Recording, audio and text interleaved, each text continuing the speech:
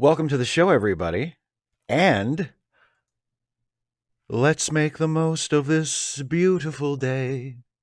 Since we're together, we might as well say, would you be mine? Could you be mine? Won't you be my neighbor? Won't you please? Won't you please? Please, won't you be my neighbor? Howdy, neighbor. So, why is Steve wearing a shirt and tie and a cardigan? It's because today, which also happens to be Friday the 13th, is Fred Rogers Cardigan Day. It's Mr. Rogers Cardigan Day. And I think it's also International Kindness Day, which, they go together pretty well, Mr. Rogers and kindness. So I am wearing a cardigan and also a shirt and tie in honor of the late, great, much missed Mr. Rogers. Fred Rogers. So yeah, it's not technical. People in the chat, am I wearing a suit? No, it's not a suit. You can't tell because the lighting is a little low, but it's a cardigan, Mr. Rogers style. Not quite Mr. Rogers style because Mr. Rogers always had a zip up. And Dana, you'll have to go back. Dana, you'll have to go back and watch after the stream because I sang the song and everything. Yeah, okay, good.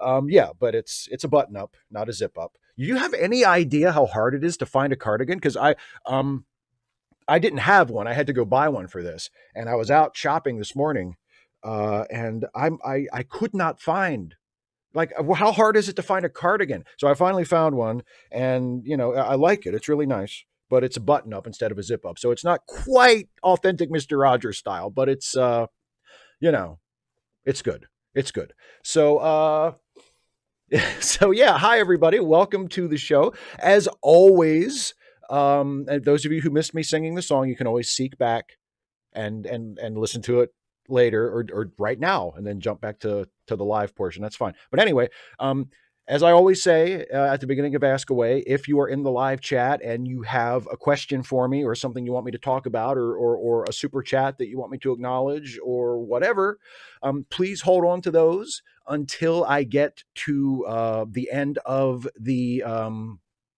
patron questions, because I always answer questions submitted by my Patreon patrons first. So let's get to the patron questions now. Here we go. And the first question from one of my wonderful Patreon patrons is from Michael Hainline, who says, I somehow underestimated how good it would feel to vote that daughter fucker out of the White House. I can't remember that last time I felt so relieved. Anyway, my question is a request this time. Can you please urge all your Georgian voters to vote in the Senate runoff elections on January 5th and urge all your viewers to donate to Ossoff and Warnock's campaigns and get others to do the same? Can you please let them know that it's our last chance to take the Senate? Please let them know that one of the opponents, Loeffler, is the richest member of Congress who made herself even richer off the pandemic by choosing to use info from closed-door meetings, warning how bad it was to sell off most of her portfolio before the danger was announced to the public, only to repurchase those same stocks again after the initial COVID-caused market crash. Could you please remind them that McConnell has already pledged to stop basically everything that comes through the Senate during Biden's tenure? I am happy to have just reminded my viewers of all of those things, thanks to your excellent question. Yes, if you are a fellow American and you want to help the Democrats flip the Senate, just barely, we still have a chance to do that with these two special elections coming up in Georgia in January. So if you are an American, you can donate to these campaigns. You can donate to the Warnock campaign and to the Ossoff campaign. And if you are a registered voter in Georgia, you can vote in the elections. And I would urge you to do both of those things, or whichever of those things you are able and legally entitled to do. If you are a voter in Georgia, please, please, please get out and vote in the January 5th special election.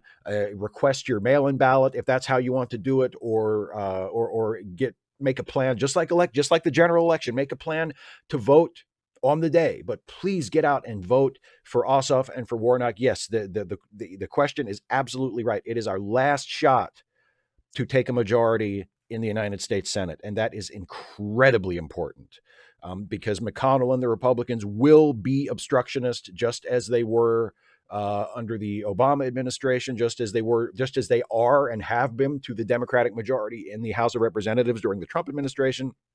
It is of utmost importance that we elect Ossoff and Warnock as the Democratic candidates to the United States Senate from the state of Georgia. So let's all pull together and do that. Please, please, please vote if you are in Georgia, and please consider donating or also phone banking, which is something that I think I'm going to do again. That I phone banked for Georgia in the run up to the general election, and I believe in the next couple of months leading up to this election, I'm going to be doing that again. To help out any way I possibly can, because it's yeah, I keep saying it, but it is of utmost importance to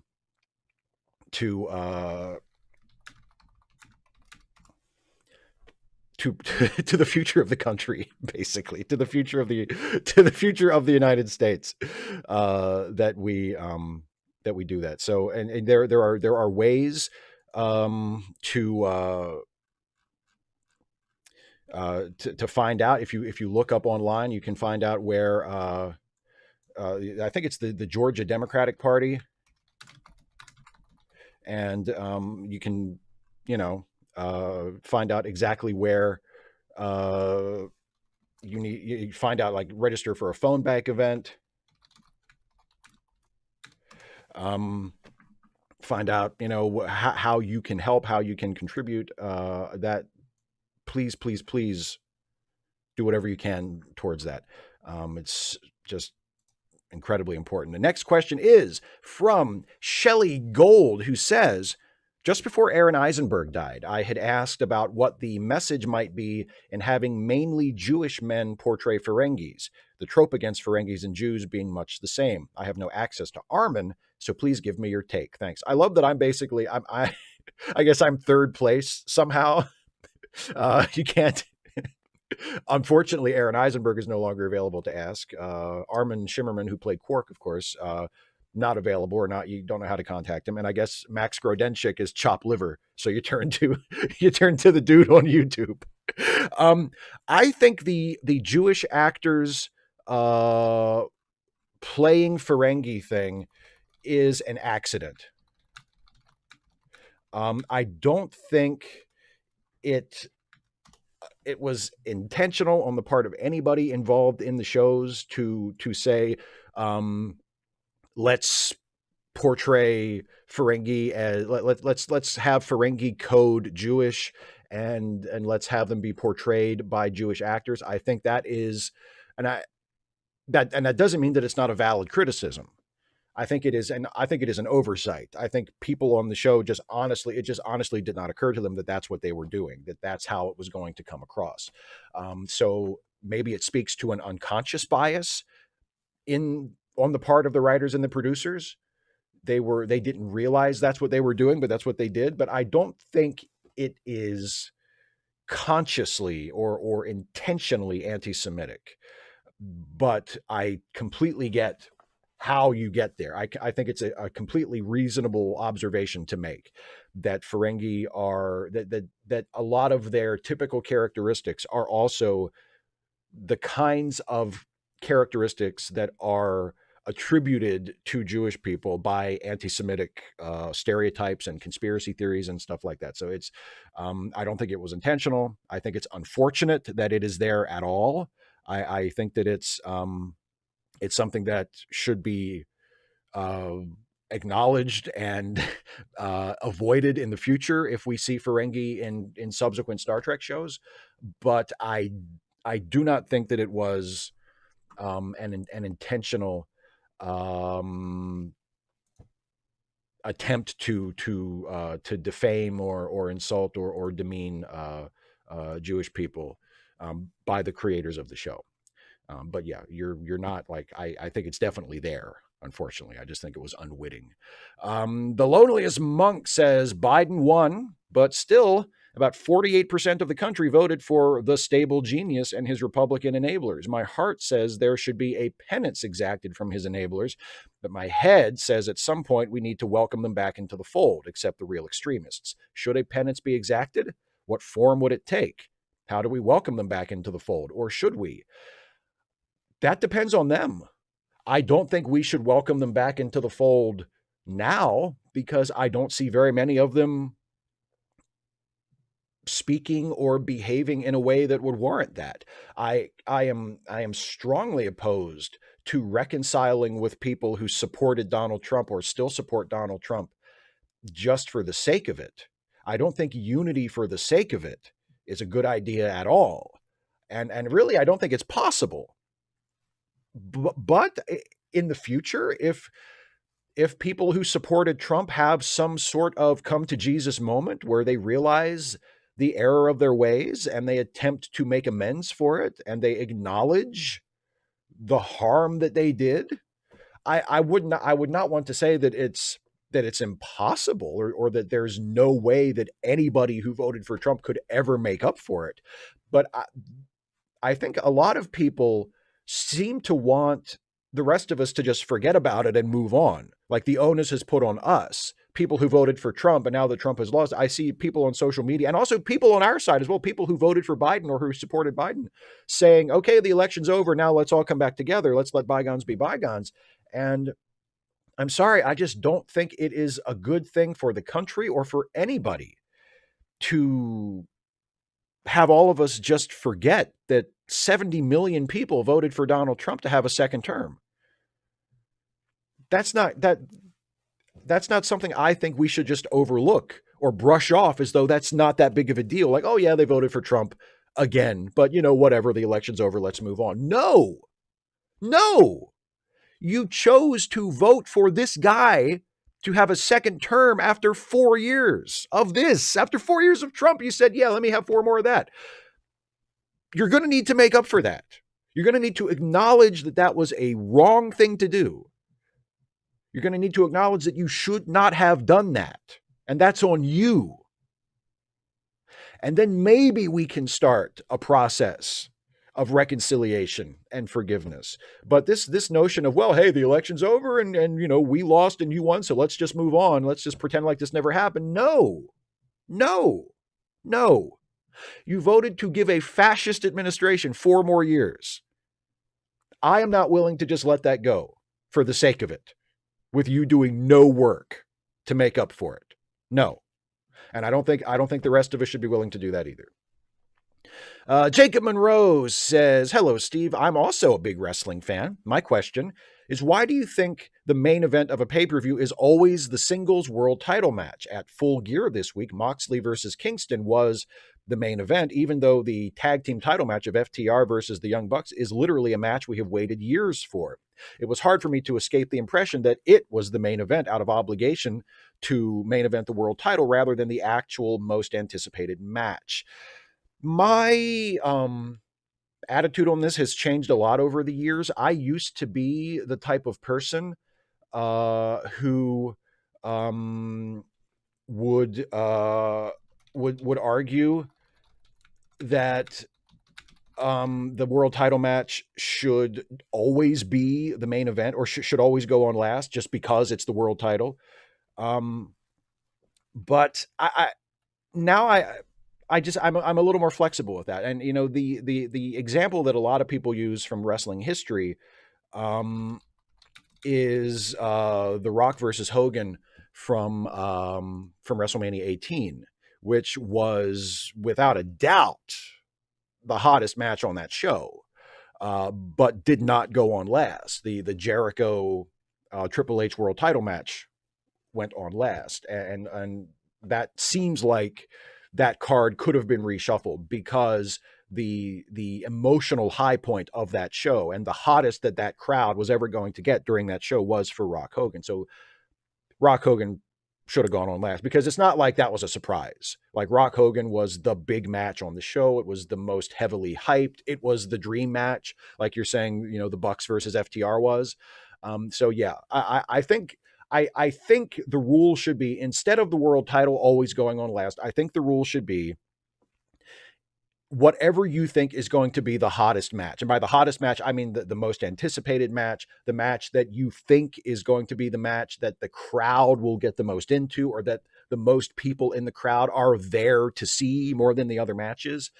I think that should go on last, because that will be the emotional high point of the show. And ideally, you want the emotional high point of the show to come at the end, not to come, with 3 matches to go. So if there is that match on the show where everybody can just tell, like, okay, this is the match everybody's paying to see, that match should go on last, whether it's the world title match or not. But ideally, that match would be the world title match. The world title program would be the hottest program leading into the big show. Because if the world champion and the person who is fighting for the world title at the next big show are not the 2 hottest wrestlers in the company, or are not on a collision course that has captured the imagination of the fans so that their match is the most anticipated match on the show, then you have to question, well, then why is this person the world champion, or why is this person the challenger? Like, why isn't this the hottest match on the show? Have we just not promoted it well enough? Is there something about the champion or the challenger that just has not captured the imagination? Do they not work well together? Do they not have chemistry? Whatever. You have to sort of ask those questions. Now, for me personally, I was super into the Moxley Kingston program. I think Moxley and Kingston was my most anticipated match.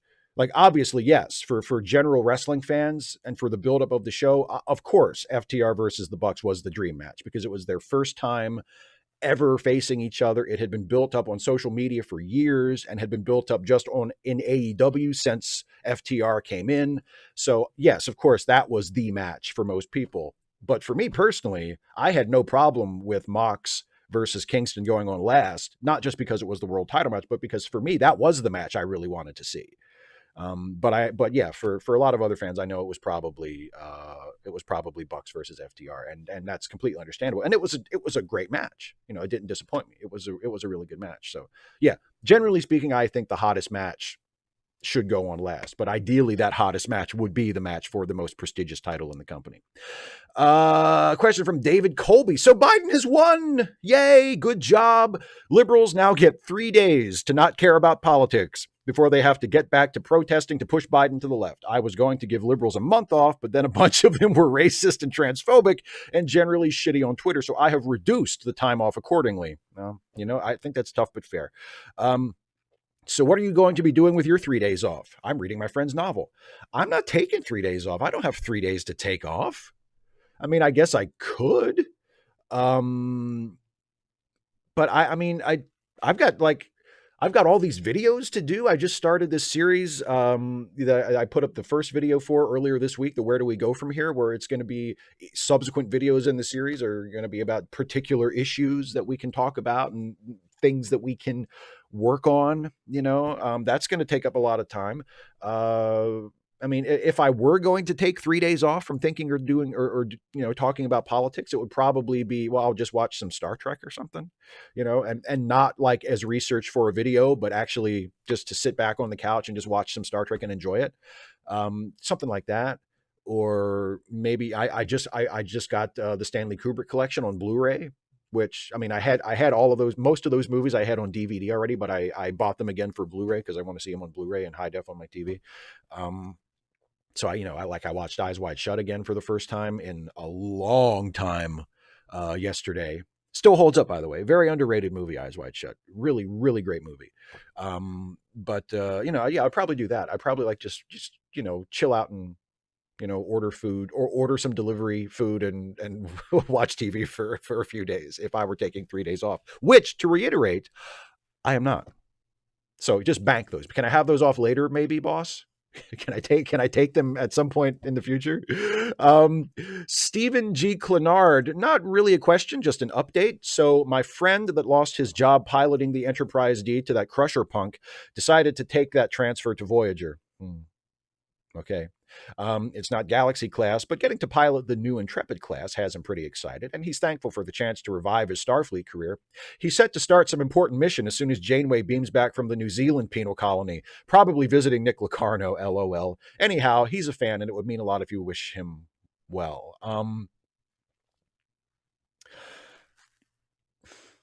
Good luck. Don't go. Don't get on the ship. Don't go on the mission. It's not going to go well. And you're going to lose your job again if you even survive. You can, actually, I don't think you are going to survive, actually. You're going to die. And even if you do survive, you're not coming home for a while. So don't go. But best of luck if you do. But don't go. But best of luck if you do. But don't go. But best of luck if you do. Andrew C. Hawkins says, when reading history, do you ever have to stop and think to yourself, holy shit, that actually happened? Do you think people will have that reaction when reading about last week, 50 years from now? Maybe. Yeah, of course I've had that reaction to things I've read about in history. Yeah. Yeah. What was the Charles Sumner caning that dude in Congress in the 19th century? That's pretty that's pretty wacky, right? That's pretty wild. A member of Congress beating the shit out of another member of Congress with his cane.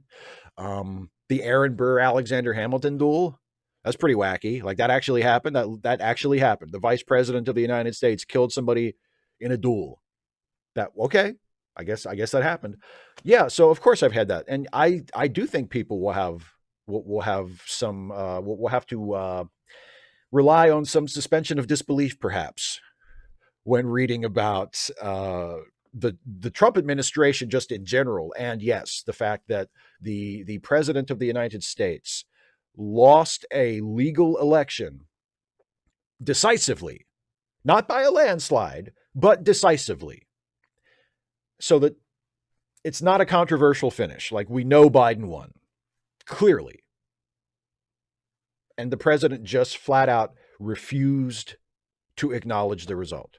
Pretended like he didn't lose for, I mean, we're coming up on 2 weeks now. You know what I mean? Like Tuesday, this coming Tuesday will be 2 weeks that the president has just been pretending that he did not clearly lose the election. So yeah, I think hopefully that will not be normalized so that when people do read it 50 years in the future, they'll read that and they'll think, holy shit, that's unusual. Hopefully it won't be so normalized that they'll be like, oh yeah, of course, that's just what happens. You know, no, I hope not. Eric Allen. All right, Steve, I was watching TOS, the Omega Glory again the other day, and I had forgotten how terrible it is, but I also kind of chuckled when I drew a parallel between modern day Republicans and their overly tanned, blonde-haired leader with the Yangs.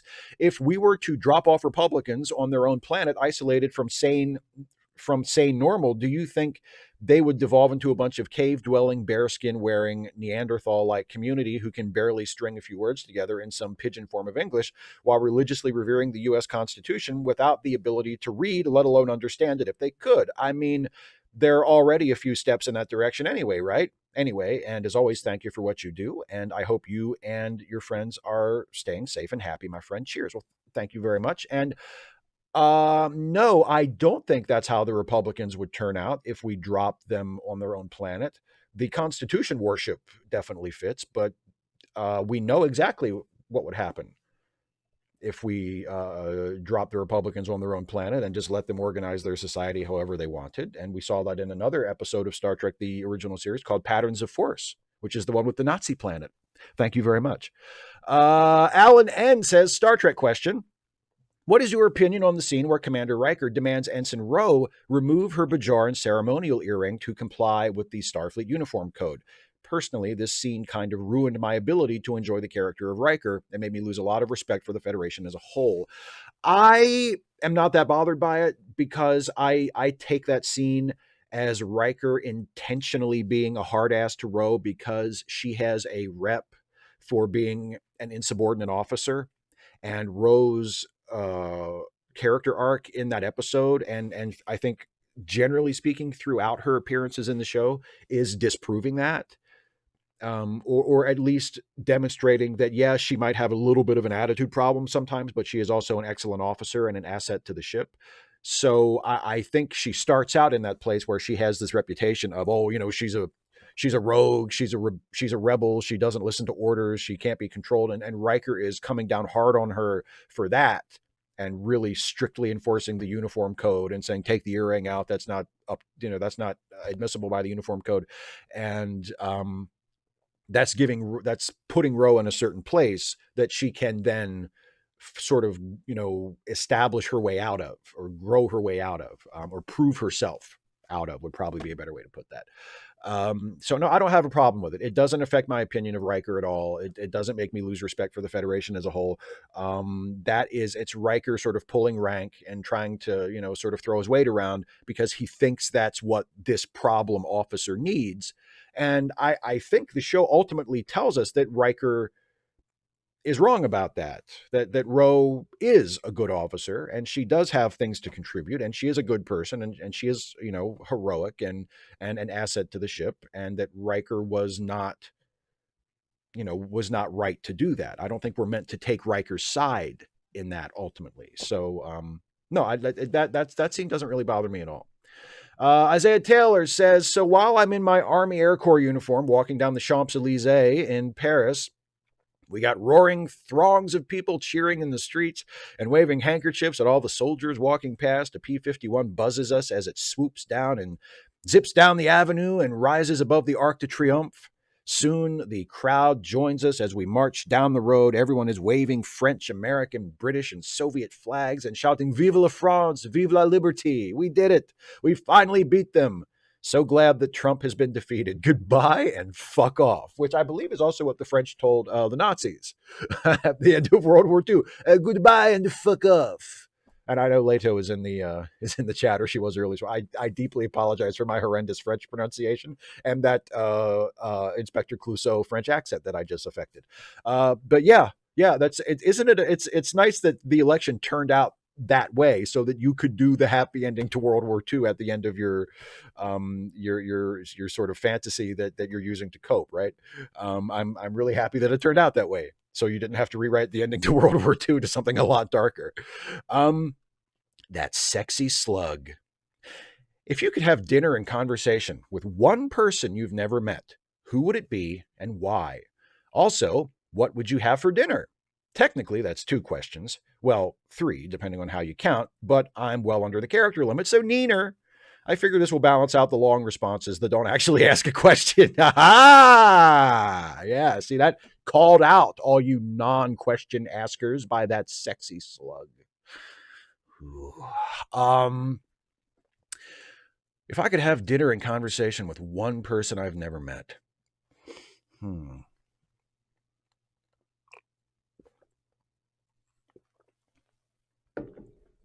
I mean, would it like?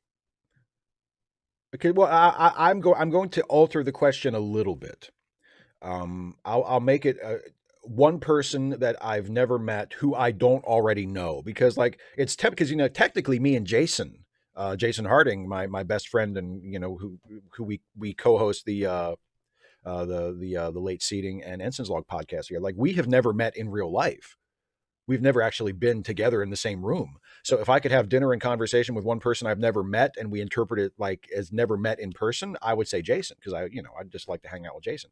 But if I change it so that it makes it clear that it's someone I've never met, like I don't know them personally at all. I mean, is anybody surprised if I say Jonathan Frakes?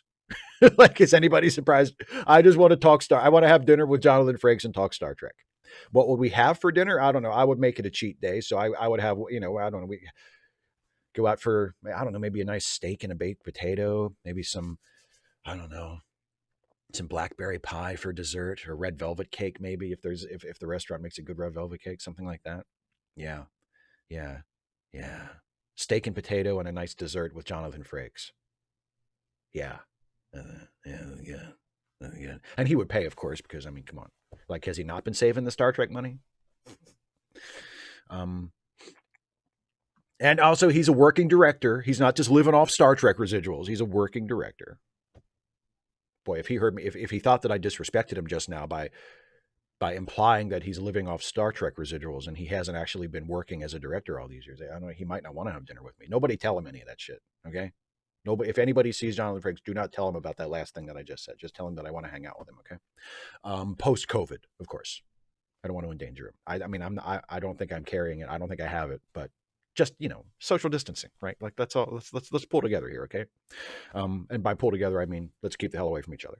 Horierno says, I hate to spoil the celebration, but how does it feel to know that Trump just barely lost? Until Wednesday, it still looked like it could swing both ways. And how does it feel to go back to the normal that created Donald Trump? I currently feel some relief, but I'm already fearing 2024. If you guys, yes, guys, evidently, women are already doing more than their part in Georgia and other places, don't make systemic changes to avoid a Trump 2.0, it's going to happen again. I feel like I don't need to tell you how it feels because you described how I feel pretty well. It's disappointing. It's disappointing that Trump didn't lose by a lot more. It's disappointing that that there was any suspense in the result at all. It's disappointing that 70 million people voted for him to have another term. It's there's a lot about it that is incredibly disappointing, for sure, and worrisome. Because it's not just like, it's not disappointing as like, oh, what a bummer, people voted for Trump. Like there's a very, very significant portion of the population who voted for Donald Trump, and that's a problem. Like that's upsetting, and that's kind of dismaying, but also not super surprising after the last 4 years, or really after seeing how the course of American history has run throughout its entirety. Like, it's just not that surprising that that there are that many shitty racist people in this country who would vote for Donald Trump to have a second term. So yeah, I'm extremely happy that Biden won. I'm looking forward to the Biden administration. I am hopeful about it. I do think it will be necessary to lobby him and protest occasionally and try to push him further to the left than he would ordinarily go. And it will be especially difficult if the Republicans do hold on to a majority in the Senate for at least the first 2 years, because they will do everything they can, I'm quite certain, to obstruct certainly any major reforms that Biden tries to push through. So it's going to be rough. It's going to be a fight.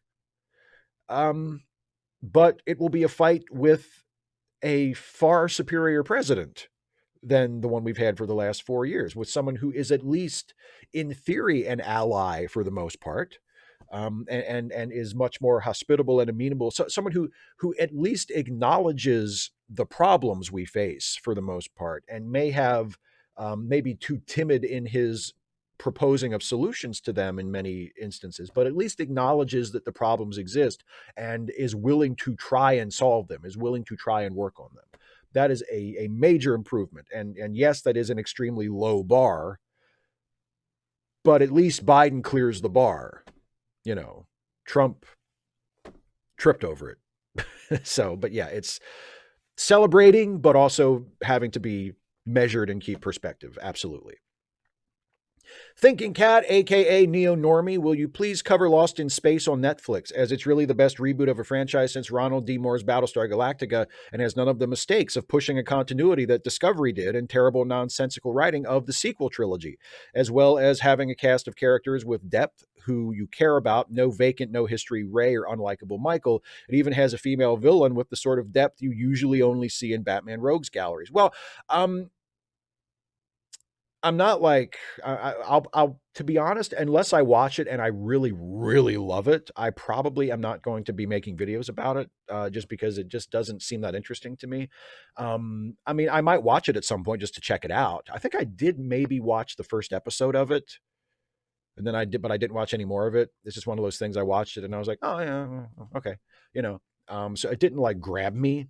But also, I mean, if you're trying to convince me to watch the show, it's probably not, just strategically, it's probably not a good idea to talk shit about things that I like while trying to sell me this show that I haven't seen, because I don't find Michael on Discovery to be unlikable.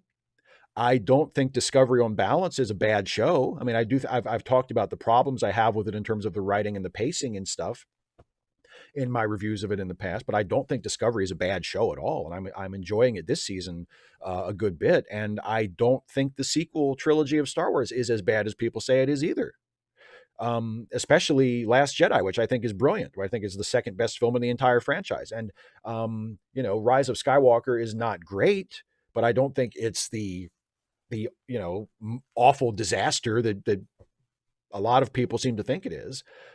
So I mean, I was disappointed by some of the directions the writing took in terms of the character of Rey, for instance, in Rise of Skywalker. But I didn't think that the movie as a whole was awful, and I don't think the sequel trilogy. I don't think the makers of the sequel trilogy have anything to be embarrassed about at all.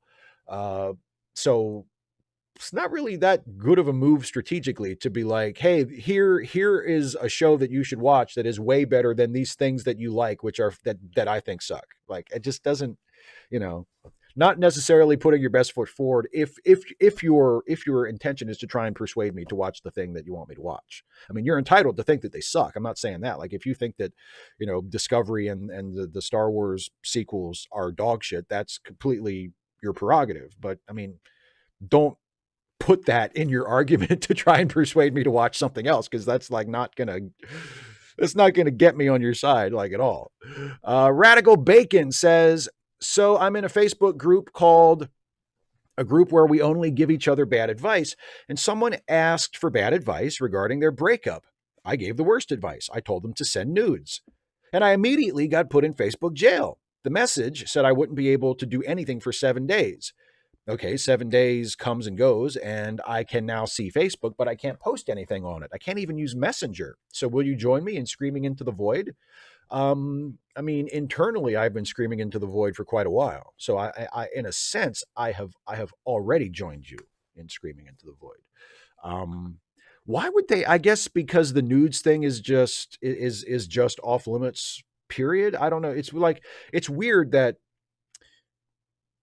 somebody would start a Facebook group called We Only Give Each Other Bad Advice, and you would give bad advice to someone, admittedly, like absolutely horrible advice, but that's kind of what the group is there for. So everybody's sort of in on the joke, and then you would get banned for that. That just seems a little odd. Like, oh, okay. It's like if you join the Everybody Wears a Hat club, and then you walk into the first meeting wearing a hat, and somebody says, take that fucking hat off. And then they ban you from the meeting. Like, you say, what? Like, but the hat, you said everybody wears a hat. I don't know. It strikes me as a bit odd. Doesn't sound like the kind of group you'd want to be a member of anyway, Radical Bacon. Andrew Michael Priest says, hey, Stevie. Well, it's okay. Steve is cool. You don't have to. Stevie's not. We don't have that. We don't have that rapport. Hey, Stevie, hope all's well on your side of the pond. Guess what? Trump is gone. Woo! One global mistake fixed. All we need now is for another Brexit referendum, and both our nations may be getting back on the right track. Anywho, my question, do you think Discovery kind of dropped the ball a teensy bit with Adira? Saru was the only person to call Adira they, them. Everyone else called them she, her.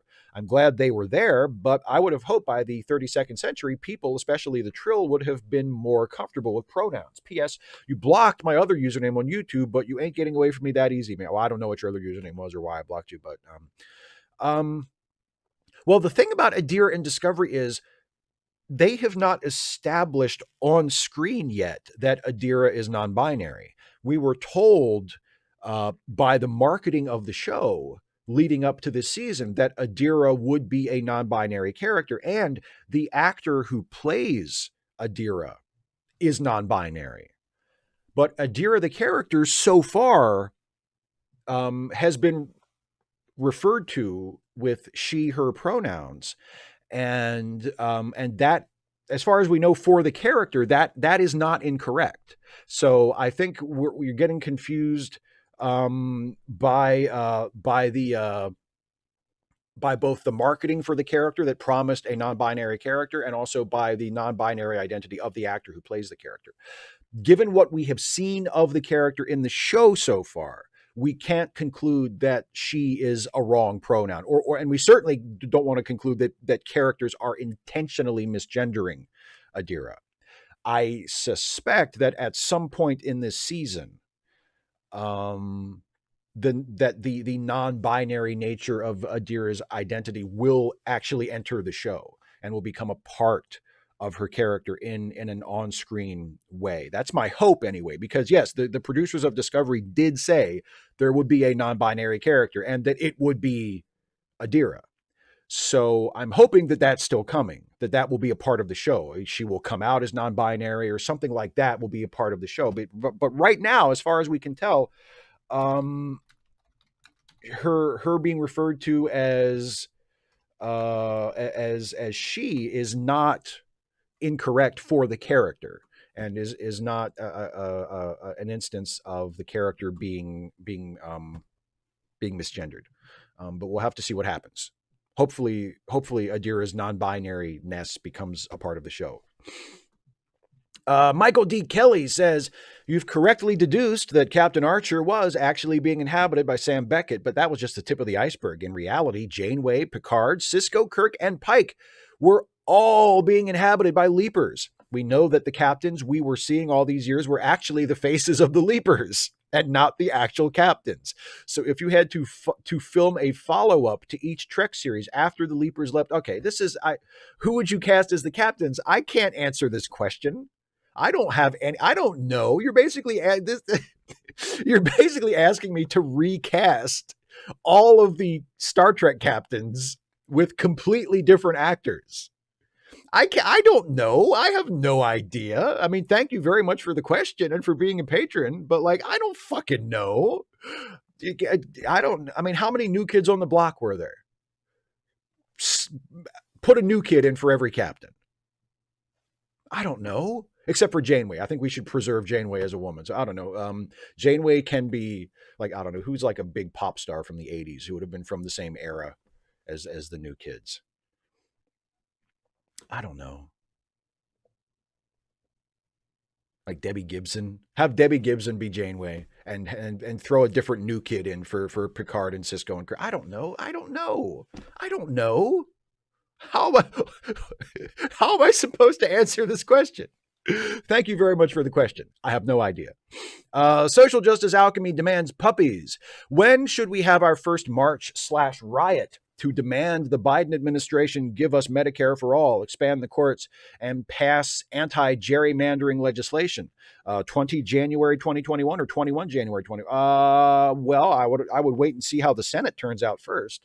I mean, if the Republicans hold the Senate, and I hate to say this, and I know a lot of people who are ready to get out in the streets don't want to hear this, but if the Republicans hold the Senate, we can protest Biden all we want. It's not going to make any difference, because even if we convince Joe Biden that packing the court and Medicare for all and getting rid of partisan gerrymandering, if that's even something that federal law can do, that may go to court to decide whether or not that can even be a federal issue or whether it has to be a state issue. I can kind of see trouble coming down the road for that.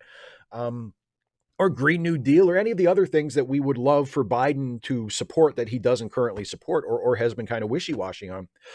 If the Republicans control the Senate, it doesn't matter what Biden thinks.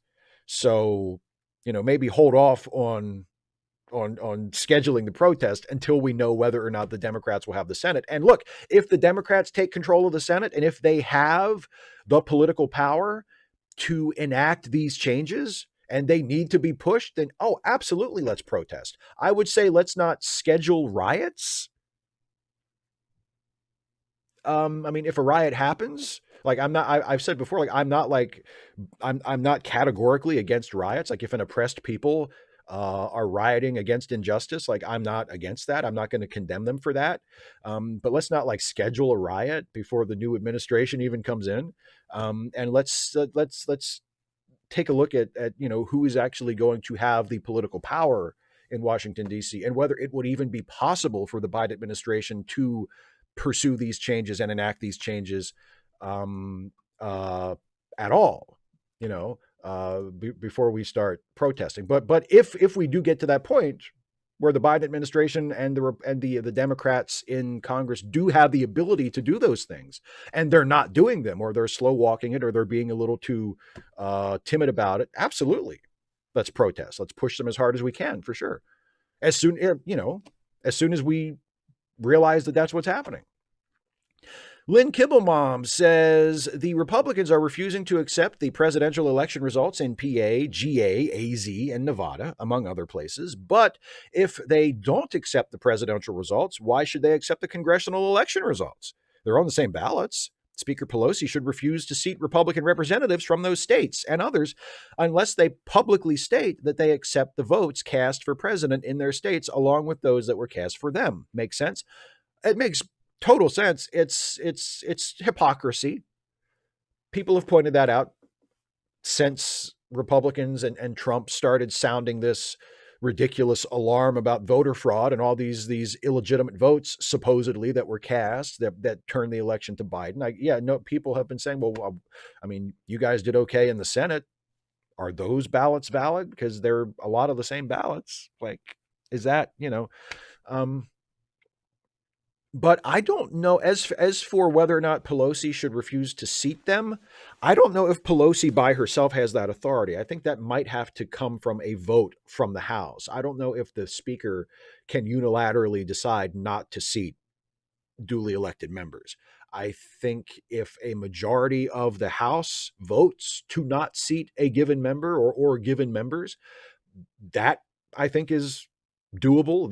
That's within the rules, but I don't think, and I could be wrong on this. I could be wrong on this. My knowledge of the finer workings of the United States House of Representatives is not comprehensive, but I don't think the Speaker of the House has the power to unilaterally do that. But yeah, that's definitely a I would say shocking, but it's not really shocking. An example of Republican hypocrisy.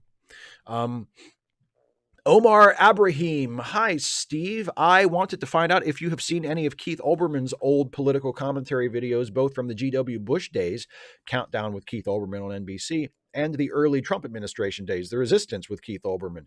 Your political commentaries remind me of his videos. They are on point, well-spoken, well-researched, heartfelt, and engaging. Please keep fighting the fight. We appreciate it. Thank you. Well, thank you very much for saying those nice things, Omar, and thank you for being a patron, of course. I really appreciate that. I watched Olbermann's MSNBC show, not all the time. It wasn't like must-see TV, but I would catch it from time to time, and I thought it was fine. I thought it was good. I usually agreed with what he was saying. I caught a little bit of his resistance videos, and I've seen some of his recent ones too. He's been putting up YouTube videos in the last few months, I think, and I've watched a few of those, and I mean, they're good. I think I understand why he may be an acquired taste for some people, just in terms of his persona and his personality. He is a little blustery. He is a little full of himself, and I understand why that might be a turnoff for some people. But I mean, I've mostly enjoyed him. I don't really think my own style is like his. Like, I think when I talk about politics, I don't remind myself of Keith Olbermann in terms of my delivery. But I mean, what you say, I mean, if you think that I'm on point and well-spoken and well-researched and heartfelt and engaging, I mean, I can only take those as wonderful compliments. I don't know if I deserve all of those compliments, but I'm very, very humbled and gratified that you would say that. And I really appreciate it. But I don't really think of myself as an Olbermann type. But yes, I mean, to answer your question, I have watched Olbermann off and on for years. Yeah. General Contact Unit Problem Child says, so Trump just replaced the civilian leadership of the Pentagon with a collection of unqualified lackeys. Suppose on January 20th, one or all of those guys say, I know the courts say the election was fair, but I just don't trust it. Maybe we better not turn over the nuclear football to Biden. One, how likely do you think that is? Two, if they tried a military coup like that, do you think it'd work? Do you think the non-sycophants at the Pentagon would go along with it? I don't think it's very likely. If they tried it, I don't think it would work. I think there are enough high-ranking military officials in this country, as problematic as the military is, and as many serious issues that I have with the military, just as a concept, and with the military as we operate it here in the United States. I don't think that would happen. I think there is enough of a commitment to norms and traditions in the U.S. military from people who have had that that drilled into them from the moment they joined the service that I just don't think I think it's like, could a few people try it? Sure, of course. Do I think there would be enough support for it to succeed? No, I do not. I think that is extremely unlikely. Is it like totally impossible? No, not totally impossible, but is it like, do I expect that? Is it at all likely? And if somebody tried it, do I think it would succeed? No, I don't. I don't. Dataport Doll says, evening, Steve. I did stumble onto an additional answer about the question, why do conservatives like Star Trek, when it hit me that Rick Berman's Trek is inherently objectivist. This would be why the first half of Enterprise broadly sucks. Randian thought just makes for poor moral dilemmas, since Randian thought is just baby's first philosophy with a straight answer each time. Personally, I think this shows up best in Berman episodes featuring the Prime Directive. Dear Doctor was simply the most egregious, but let's not forget Voyager's Time and Again, where Janeway orders Tom not to warn the aliens their entire world is about to get deep fried because of their reactor. It's their self-interest and the aliens' responsibility, so let them bite it. Question framing out of the way, where do you stand on the moral excising of the Berman canon? He was showrunner for too long to pretend he doesn't exist, but do you feel his influence a profoundly negative one? Neutral? Is it not a factor? For things like that, I think it was a negative influence for sure. Yeah, I do think that a lot of the moral dilemmas. I don't. It's not necessarily that the moral dilemmas were themselves simplistic, but the justifications offered for characters doing immoral things were very weak to me.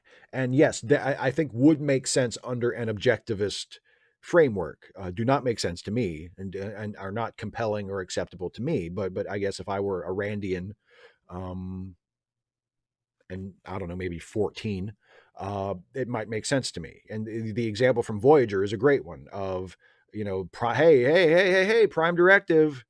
Yes, we know because of some time travel shenanigans, we know that this society is in great danger, but we can't warn them about it because rules, Prime Directive, we're going to let these people potentially die because of this, because hey, them's the rules. I just don't find that. I don't think that is morally justifiable. You can't just say, well, we have this rule. Like that's sort of the justification whenever the Prime Directive is invoked to justify an action or an inaction that would result in a massive amount of harm or death coming to a species. And the Enterprise or whoever the Star Trek characters are have it within their ability to do something about it, to mitigate that disaster, to lower the harm that will be caused, and they just choose not to do it because, hey, we have a rule. That's not persuasive to me. I don't think I don't think you can get away with it like that. And that happened a few times during the Berman-era. That happened in TNG, not so much in Deep Space Nine, at least not that I can remember. But in Voyager as well, and Enterprise. And Dear Doctor is a great example of that. For sure. Like, well, we can't interfere. Hey, it's their society. We can't interfere. Like, yes, we could save their lives, but we're not going to do it because, hey, Prime Directive, sorry. Or not Prime Directive in Enterprise because they hadn't thought of the Prime Directive at that point. But like that episode was sort of designed to explain why the Prime Directive was necessary. And it just doesn't. It's like, oh no, they're letting people die for preventable reasons because they just don't want to get involved. Yeah.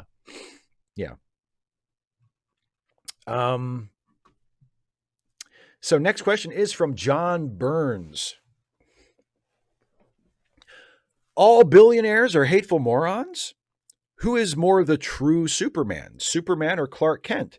And is Batman really the world's greatest detective if he turns off his detectiveness when he takes off the bat suit? Because I can't understand how Bruce, who was Bruce long before he was Batman, spoiler, seems incapable of ever going to this huge monument to his parents, Wayne Memorial Hospital, despite Batman understanding EMS procedures. So I beat the crap out of those guys at the warehouse, but now that I'm Bruce, I'm too stupid to consider that the WMH is the closest hospital to that warehouse. I have no idea where those henchmen might end up. Plus, I'm simply Bruce Wayne and not Batman, so I couldn't go there as Bruce and investigate what the supervillain of the week is doing now, because the amount of information that could be gleaned if only Bruce wasn't such a dum-dum could be fearsome. Also, could we have a new superhero movie without an origin story? Wow, there's a lot in that question. That is an interesting possibility. That Bruce, I don't remember an instance of Bruce ever specifically going to a hospital that he owns or that his company owns or that is connected to his family in some way and using his completely logical presence at the hospital to follow up with a crook or whatever. I don't remember that specific thing, but I know there have been instances in Batman stories in the past of Bruce Wayne using the fact that he is Bruce Wayne and using the access that he can get to places as Bruce Wayne, that he can get without raising any eyebrows. I know that he has used that in the past to further his Batman ends. Like, I know that that's happened. And so and I mean, obviously Bruce is not a dum-dum. He pretends to be a dum-dum for the secret identity, but he's obviously not a dum-dum in real life. Or at least he's not supposed to be. I mean, I guess it depends on who's writing him. If he's a dum-dum. But no, that I do think that the notion that he could use his identity as Bruce to follow up on Batman stuff more often is an interesting suggestion, and not one that I hear a lot.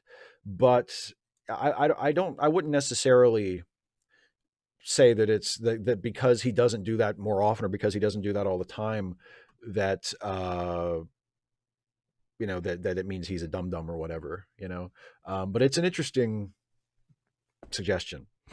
And I'm totally with you on the origin story, by the way. The last part, we are 100% in sync on that.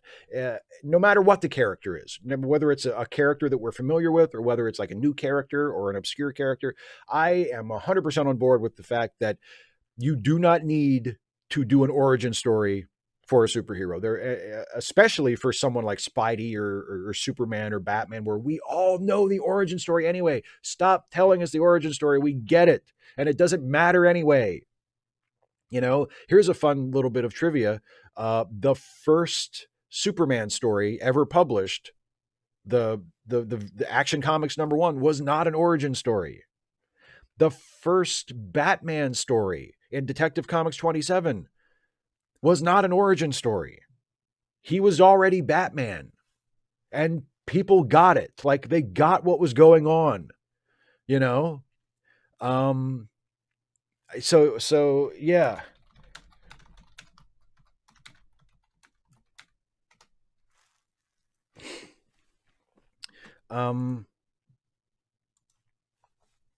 Next question is from Carl Roberts, beautifulest one. Hello, beautifulest one. Hey, Steve, my first Ask Away. I'm so excited to participate.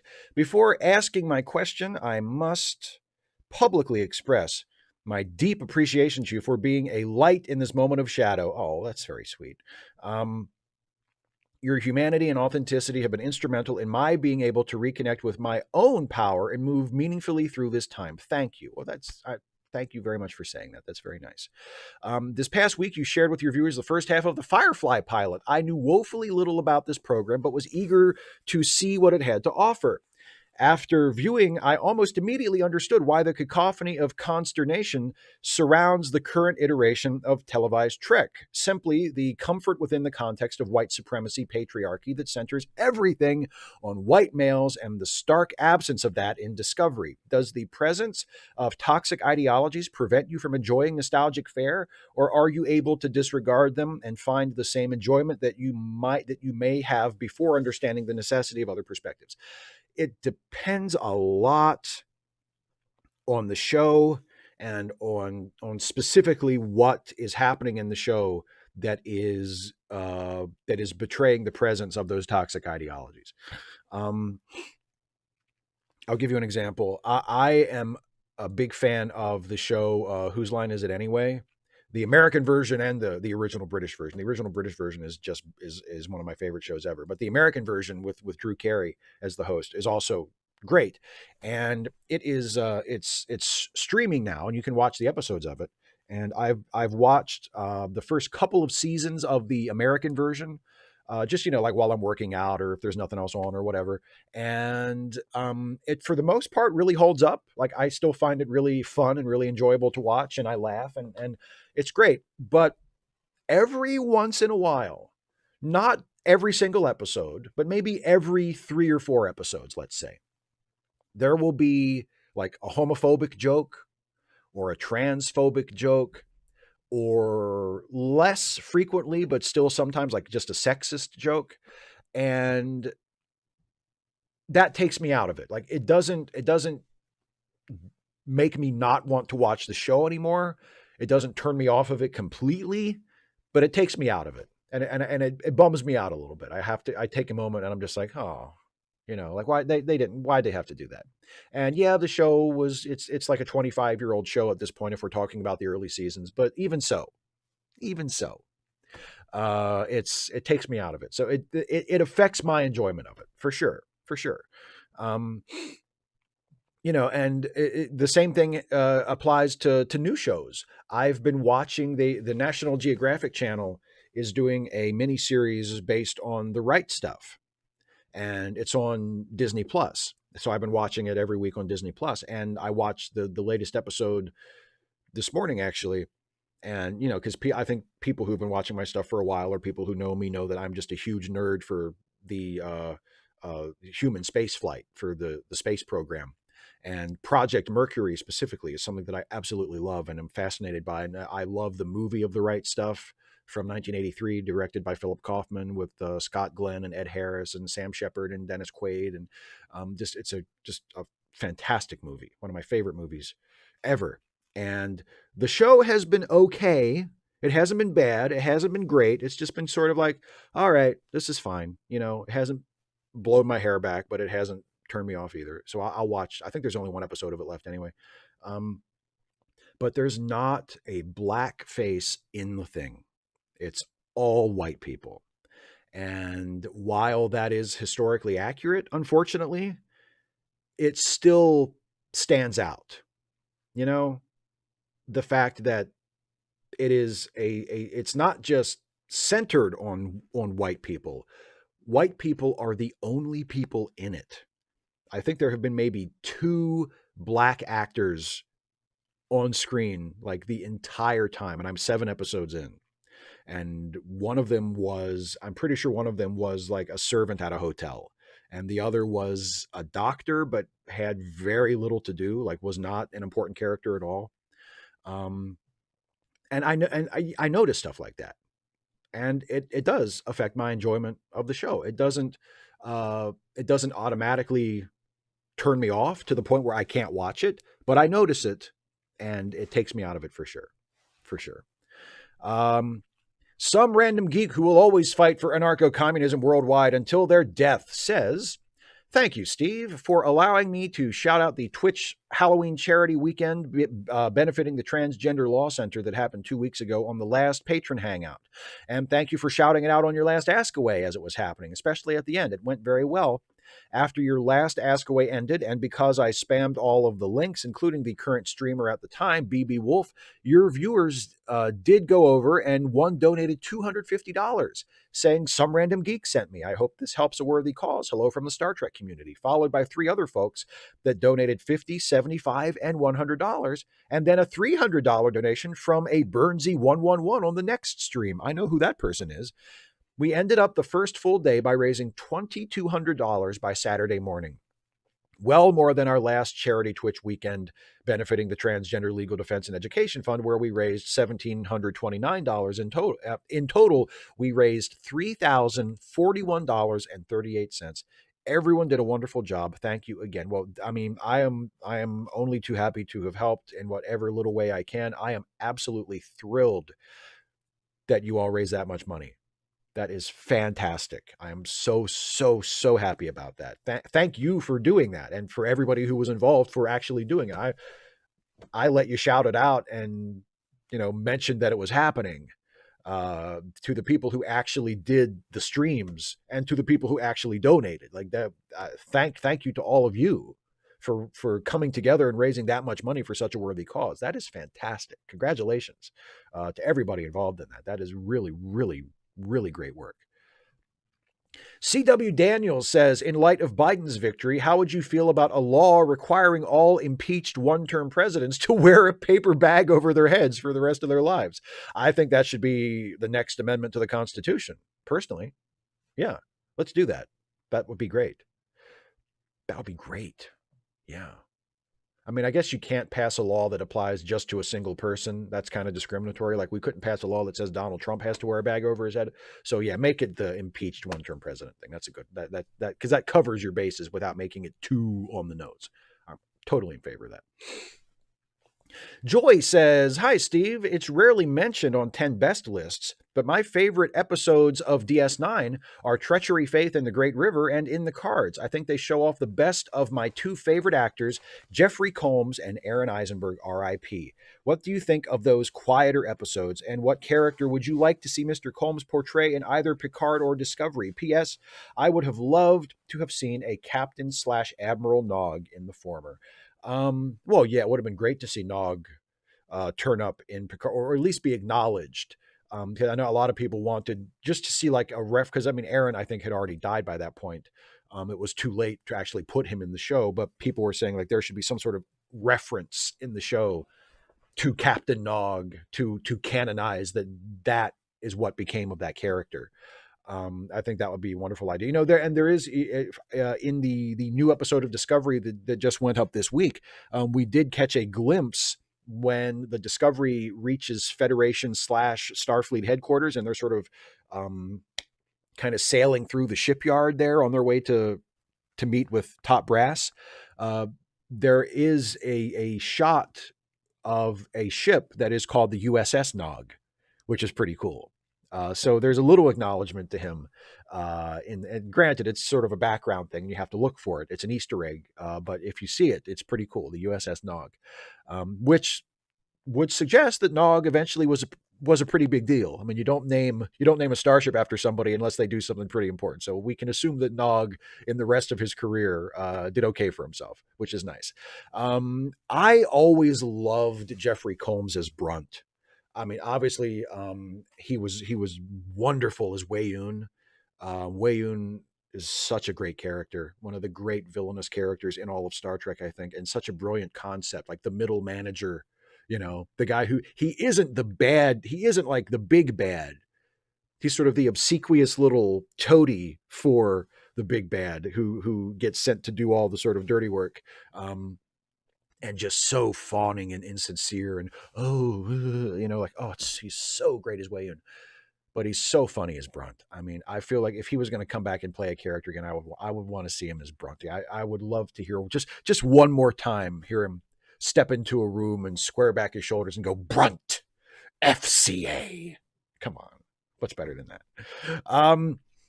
Angus, David Cronenberg. Okay, but aside from that, any other famous film directors or other creatives you think could be interesting to see cameo, if it is a cameo, in Trek? Keeping it short, failure to answer fully risks, and exploding Pumpkinhead. David Lynch would be cool. Who would be another good one? A cool, like, Star Trek cameo for a director. I don't know. I mean, David Lynch would be, but David Lynch and David Cronenberg kind of look similar, So I don't know. Maybe Tarantino. Get Tarantino a cameo as like the motor mouth admiral that everybody hates, something like that. Yeah, let's go with Tarantino. John Gingras says, "Hi, Steve. How are you doing? Like, really, how are you doing? All my best to you and yours, John. P.S. CNN called Georgia for Biden a couple hours ago, probably around 3.5 by the time you get to this. I saw that. Not a surprise because he was leading in Georgia for about a week. But yeah, nice that I think the AP and the Washington Post officially called it for Biden as well, in addition to CNN. So it's pretty much a done deal that he won Georgia. And also they officially called Arizona for him yesterday, I think. And they officially called North Carolina for Trump because that had been a little up in the air. But yeah, so I think all of the states have been called now by all of the major news services. So it's a done deal, like Biden won. And it feels good. It feels really good. And I am doing fine, my friend. Thank you very much for asking. I'm doing really well.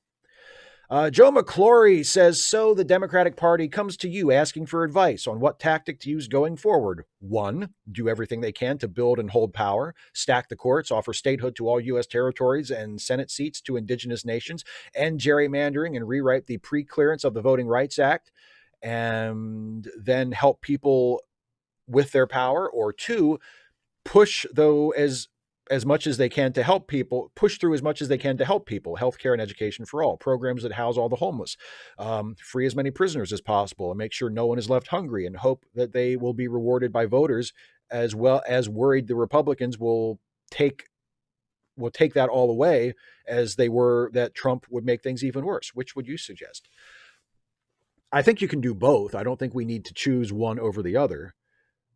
But if we could only do one, I would say I would recommend focusing on number 1 first, because if you can accomplish number 1, then you can do a lot more as far as number 2 goes. You know what I'm saying? Like, I think they can and should do both. But if they theoretically or hypothetically could only do one, I think that they should do number 1 first. Because then once they do that and accomplish that, then they can do more of the programs that you're talking about in number 2. So that's what I would recommend. But luckily, they don't need to do just one. You know, they can do both, and they should, as much as possible. And last question is from Vovacat17. My mom might not be a Nazi after all. Well, that's a sentence you love to hear. Congratulations. Good for you, man. I talked to her, and some of her views are quite progressive, but she believes that LGBT plus is a thing of choice in 99% of cases, and I was born this way is just a nice story those people tell themselves. But yet she believes people have a right for this choice. And I know this is a dangerous rhetoric because choice can be criticized. She's weirdly anti-transphobic in her own way, but only when the trans people in question have done a complete transition. She just views them as cis people of their new gender of choice. But she thinks gender is binary and humanity isn't ready for the spectrum yet, but will be once the traditional female role of childbirth is mostly done in a lab / anyone can do it. She thinks only childbirth is what keeps the concept of gender from fading away. After that, it won't matter anymore. Only some zealots will keep traditional roles. Should the real 31st century be genderless? Automating childbirth is not that far away. First of all, I'm glad that your mom's not a Nazi. She does still have some problematic views, apparently, but at least it's not as bad as it was implied by a previous question. So I'm glad to hear that. But yeah, it seems like she's still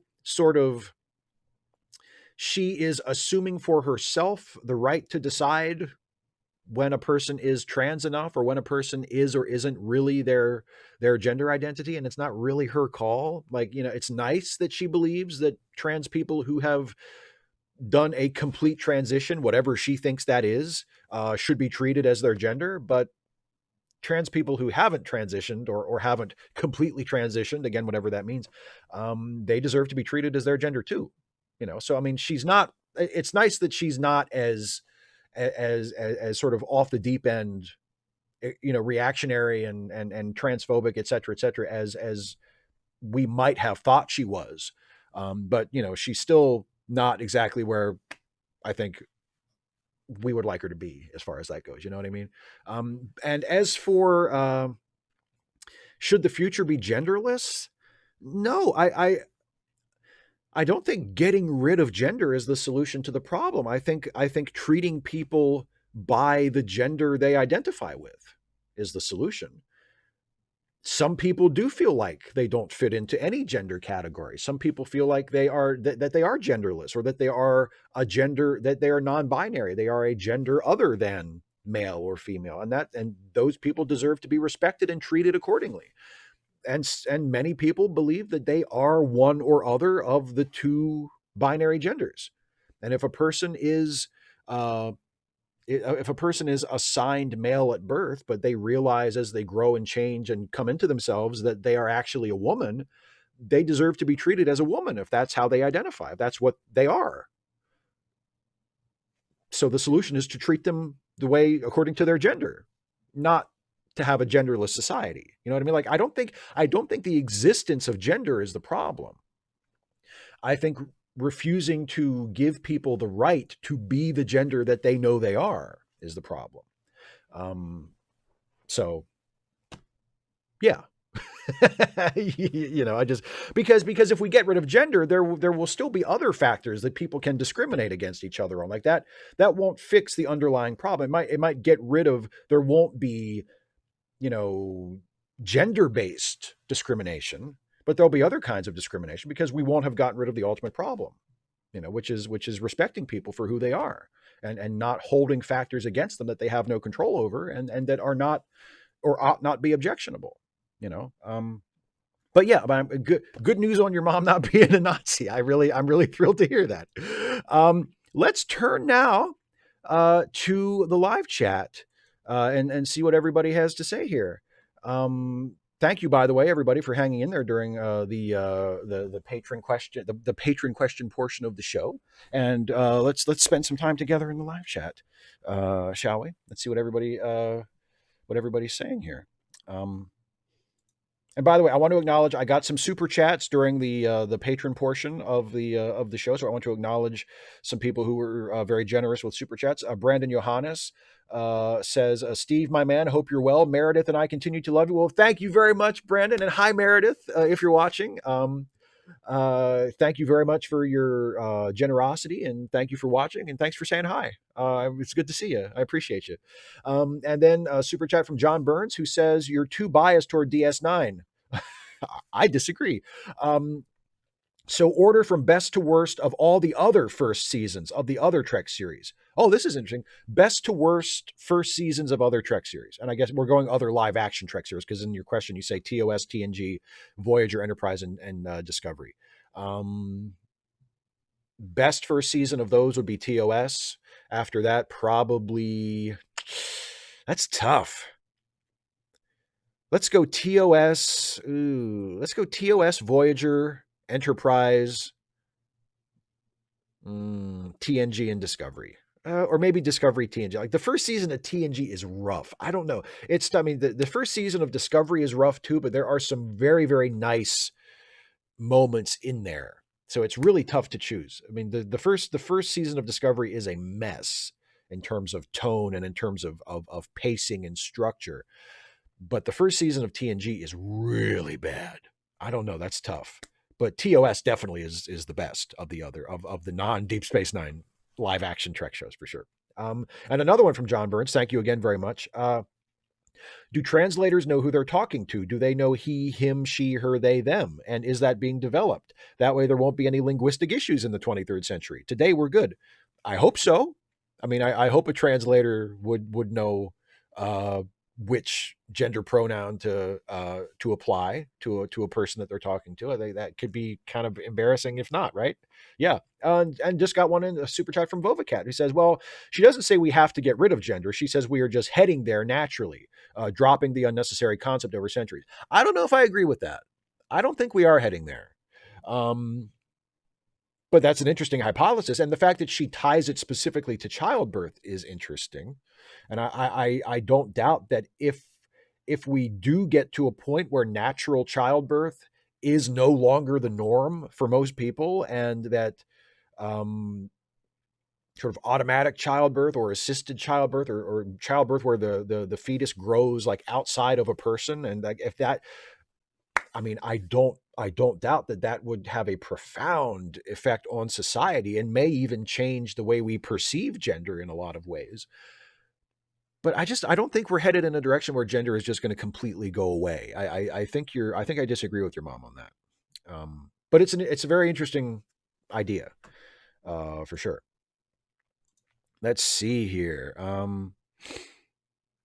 Deralta Trekkie asks a question. Biden got 306 people votes, whatever. Trump got 232.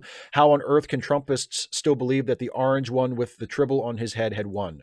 Because they're willfully ignorant. Like they're just refusing to accept reality. That's why. And they're hypocrites. They're shameless, blatant hypocrites. That's why. Just got a super chat from Wooga. Says, I lost my uncle today. I am the nerd I am, thanks to him introducing video games and Star Trek to me, and Trek led me here. Thanks for being here. My deepest condolences to you, my friend. I'm so sorry to hear that. I'm so sorry to hear that you lost your uncle. And I think it's wonderful that your uncle had such a positive impact on your life. And I'm glad you're here indirectly because of your uncle. I'm grateful for that, and I'm so sorry. And thank you very much for your generosity, especially in light of what you're going through. I really appreciate it, and I'm so sorry about your loss. Yeah, thank you for being here, and I hope it helps. I hope this is a distraction.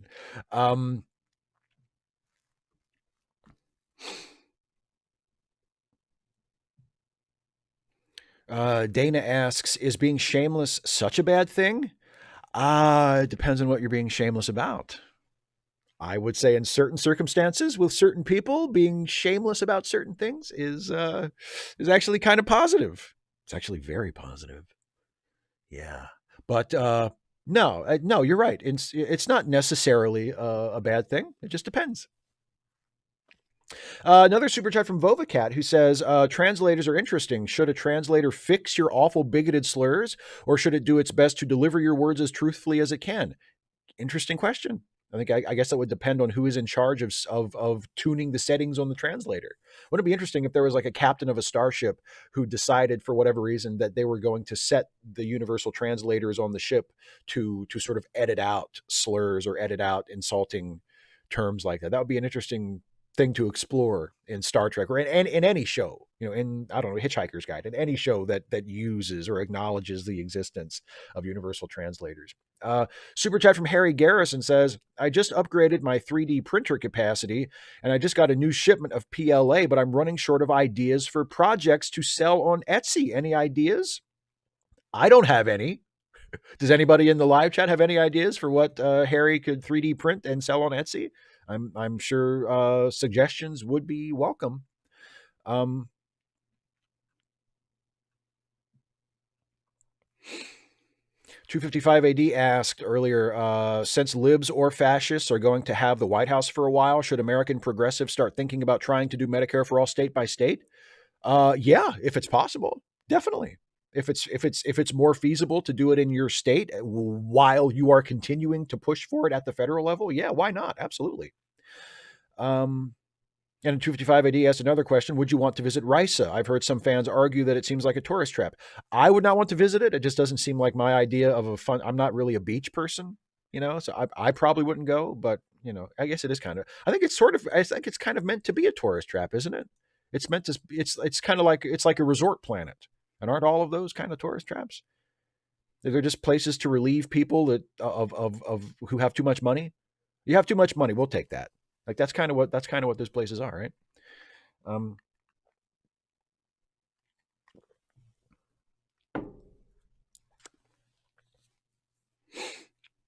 Deralta Trekkie says, if Trump would not leave the White House, could one not let Biden be president from another building and call that one the White House? Oh, yeah. Yeah, he's still the president, whether he lives at the White House or not. But what would probably happen is Trump would be escorted because the White House is the presidential residence. And once Trump's term expires, he no longer has any right to be at the White House. So Trump would be escorted out if he refused to leave. But yeah, if Biden wanted to be like super nice about it, sure, he could be president from somewhere else and let Trump stay in the White House. But I don't think that's going to happen. Derogatory Trek says, and what would you think about Quentin Tarantino making a guest appearance on Trek? If he doesn't want, he could be played by David Hewlett, McKay on Stargate. He looks like Tarantino. I think it would be a lot of fun. I think it would be really interesting. And Tarantino is for the most part a terrible actor, so it would be a hoot. It would be a gas to see Quentin on Star Trek. Connor Norman asks, "Hey Steve, with all the talk of elections, it got me thinking about how the Federation's government works. Is it different on each planet? Do they have elections? Do they share laws?" The impression I get is that individual planets that are members of the Federation are, for the most part, self-governing within parameters demanded by the Federation. It's been established that planets need to uh, meet certain requirements in order to be considered for Federation membership. And I mean, I think if a planet had an authoritarian government, I don't think the Federation would admit that planet. But other than that, like I think the actual details of how a planetary, and it has to be a unified world government too. They've established that a couple of times in Star Trek episodes, going back to TNG, that in order for a world to be considered for Federation membership, there has to be a single unified government on that planet. They can't be multiple nation states that each claim independent sovereignty. It has to be a one world government.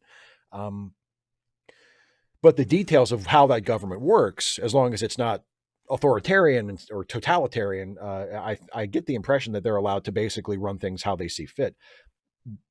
And the Federation government seems to be a democracy. It seems to be a representative democracy in some way, a republic, a democratic republic in some way. We've never gotten a lot of details about, for instance, how the Federation Council is chosen or how the Federation president is elected. They've never told us exactly how that works, but the impression given is that it's a representative democracy of some form. Another super chat here from Eric Allen. Thank you very much, my friend. How do you rank the opening theme songs from all of the live action Trek series? I go Voyager, Discovery, TOS, DS9, Picard, TNG, and then the very awful Enterprise. I would go. I will agree with you that I think Voyager has the best opening theme. I would go maybe Voyager. Discovery's is really good too, though. I would. You know what? I would flip DS9 and TOS, and I would flip TNG and Picard.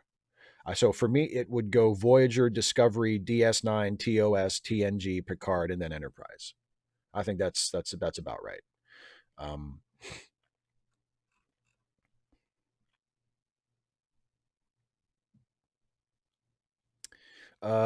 Zeta Zimmer says, Steve, how do we interact with Trumpists if there are tens of millions of them? Ignoring them doesn't work, and debunking their delusions doesn't work either. I would say interact with them when you have to, when you can't avoid it. Interact with them as cordially and as civilly as possible. Don't give them any more than that. Like, don't be extra friendly to them, but just try to be, try to keep the peace with them if you can't avoid interacting with them. But other than that, I mean, like, I'm not trying to make friends with them. I'm not trying to start shit just for the sake of it, but I'm not trying to be friends with them,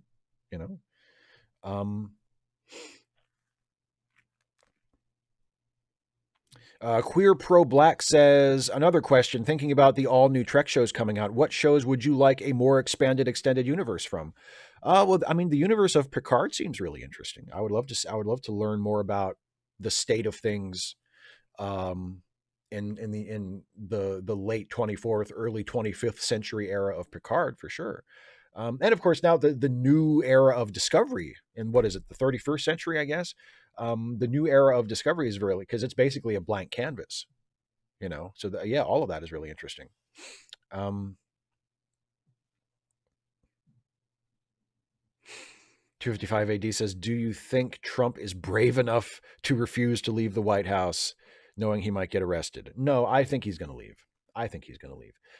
Dana, what am I lying about? About the Trumpists thing? About the not? Tell me what I'm lying about. Tell me what I'm lying about. I want to know. And Seal 0626, the Lower Decks theme is really good. The Lower Decks theme is really good, and it has Galaxy Quest vibes as well, not just TNG and Voyager. It has Galaxy Quest vibes to it as well.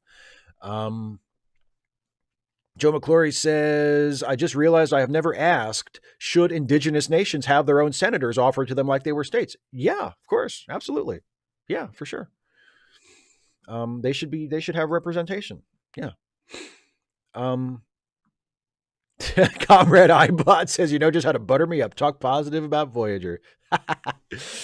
Jacob Monroe, do you ever watch BTE or Dark? Yes, I try to catch BTE every week. Sometimes I miss it, but I try to watch it every week. And I watch as much of Dark as I can. But if it's like a 90-minute or a 2-hour episode of Dark, I usually don't watch it. That's just too much. I can't watch 2 more hours of wrestling a week. I've really gotten used, because I only watch AEW now. And very occasionally I might try to catch a little bit of Ring of Honor, like Ring of Honor's weekly show. But that's pretty rare these days. Mostly I just watch AEW, and I've really gotten used to just watching 2 hours of wrestling a week plus a pay-per-view every couple months. And when I do watch Dark, I really enjoy it, because it's nothing but wrestling. Like, there's almost no angles, and they rarely even have interviews. Like, Dark is just match, which I love. But if it's like 2 hours long, I just don't have time to watch it. But yes, I do watch Dark, and I do watch BTE, and I enjoy them both when I get to watch them, for sure.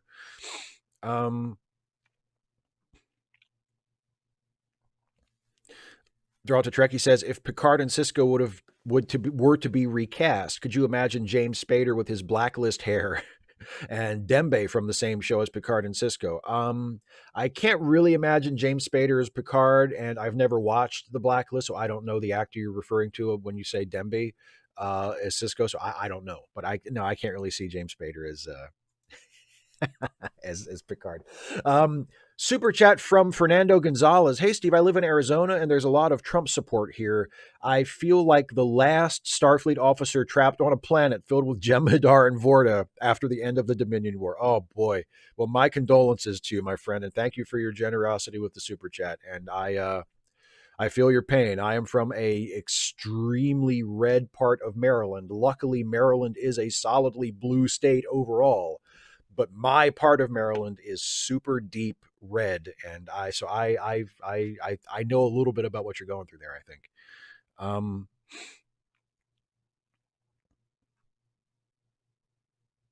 Oh, Dana, I got you. I'm maybe not starting shit, but I am passive aggressively stirring it with my Trumpy neighbor. No, just that one time. There was this one incident. Just my neighbor, my neighbor who had a Trump sign in his window until after the election when he took it down. I was on my way back in from something the other day, and my Trump loving neighbor was outside, and he said, "Hey, neighbor." And, ironic given I'm in the Mr. Rogers getup today, but he said, "Hey, neighbor." And I just sort of gave him kind of like I was just like, "Hey," and then like went right into the house. Like didn't make eye contact with him, didn't say, "Oh, hey, how you doing?" or anything like that. I just kind of acknowledged him with sort of a offhanded wave and went into the house. So I don't know. Is that passive aggressively stirring it? I don't know. Maybe. Maybe it is. But yeah, I don't know. But fuck that guy anyway. Fuck him to hell. He voted for Trump. Vovacat17, another super chat, says, I will once again tell you that wrestling is a problematic, barbaric, confrontational, and anti-pacifist. Go watch BattleBots, everyone. It's pro-science. It is problematic. It is, yeah, you're right. It's barbaric. I agree with all of that. And it's definitely anti-pacifist. Yeah, I agree with everything you're saying about wrestling, and I still really, really love it. I must admit, I can't help it.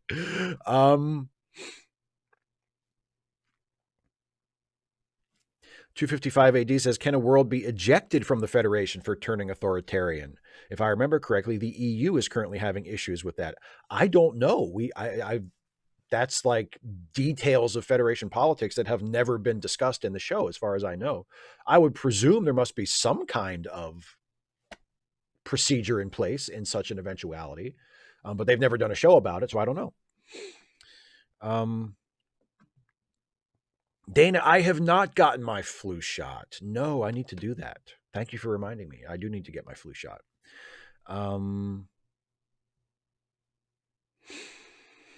255 AD says, do you think some people are making up reasons to be optimistic about runoffs? Like, oh, conservatives will probably be demoralized or whatever they need to live in hope.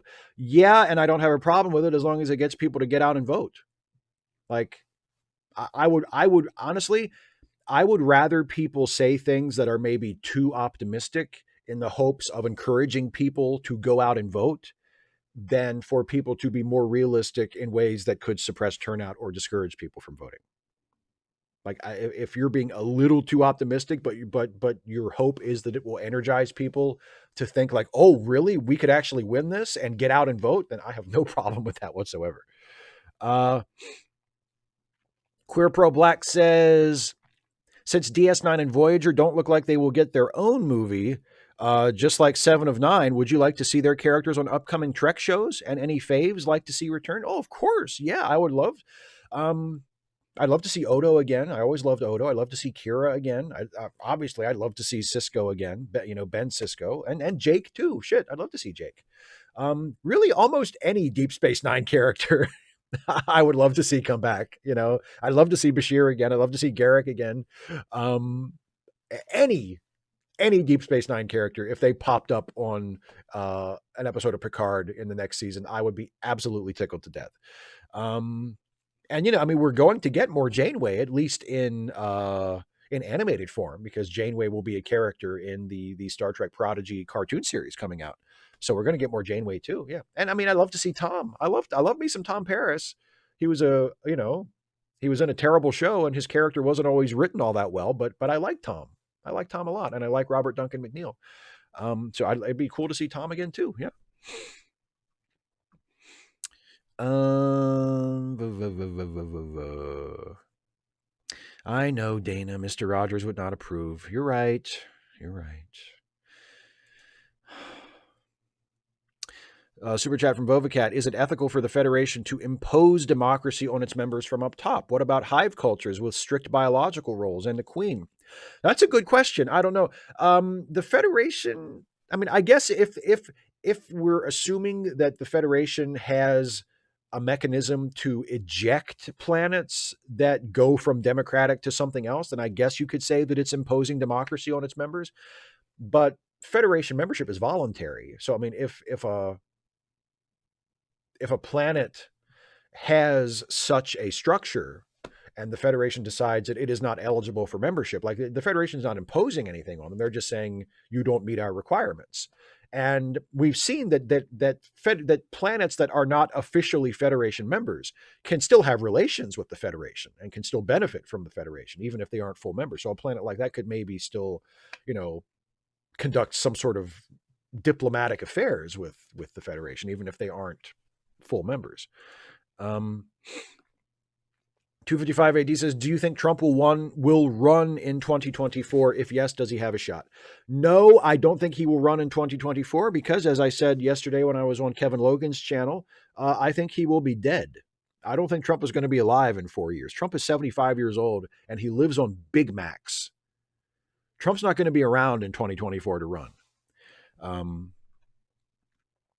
But if his corpse ran, quite a few Republicans would vote for it.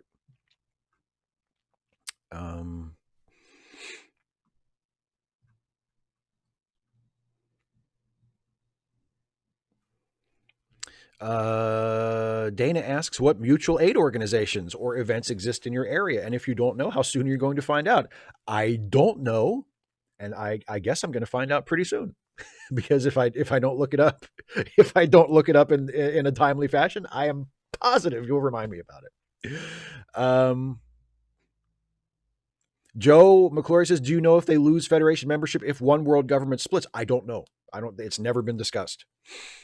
Hey, Pedro. Pedro Noguera says, hey.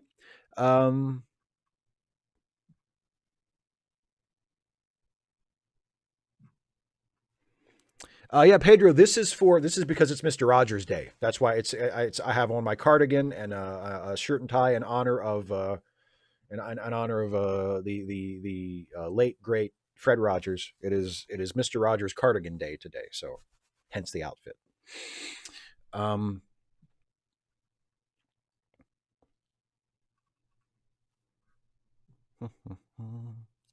They're all to Trek. He says, apparently the Netherlands are forbidding New Year's Eve fireworks this year. Should this be done in the rest of the world too? Yes.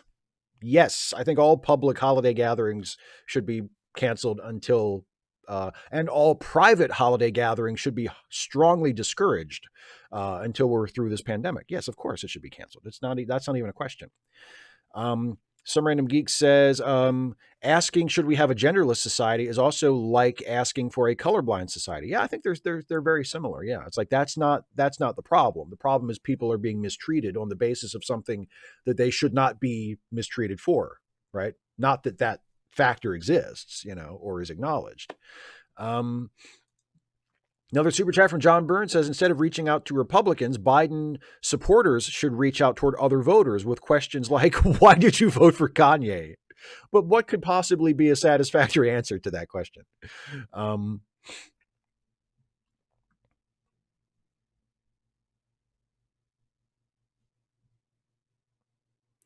Suddenly, Steve says, before DS9 went with the Klingon war plot, there was originally a plan for a secessionist movement on Vulcan that was stirred up by the Dominion. That's really interesting. I didn't know that. Pedro says, what did you think about the Voyager J? It was cool. It was cool to see. And also the Nog. We mentioned that earlier. I guess before you got here, there was also the USS Nog that was visible on screen. I thought that whole scene, like that sort of bubble, that protective like field in which the Federation headquarters is enclosed. I loved that. I thought that was such a cool visual and a cool idea, a cool space. It reminded me of Yorktown Station in Star Trek Beyond. Just a really, really cool space that was invented as a location for the show. I really, really dug it a lot.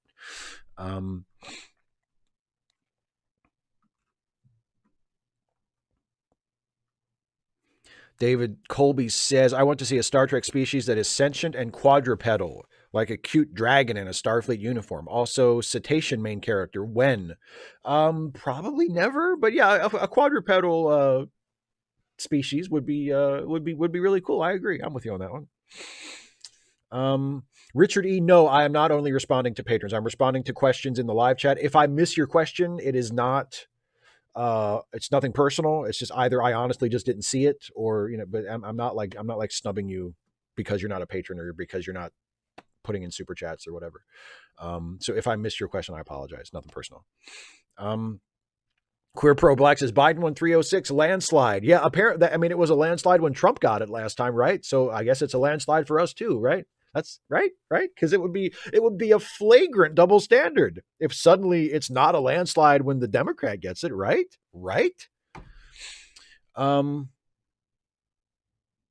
and Pedro says, once I asked for a recommendation of kid shows that I could show to my daughter Luna, and you said Mr. Rogers, and I looked for it, and I loved it. Brazil should have something like that. I'm so glad you watched Mr. Rogers with your daughter. That's wonderful.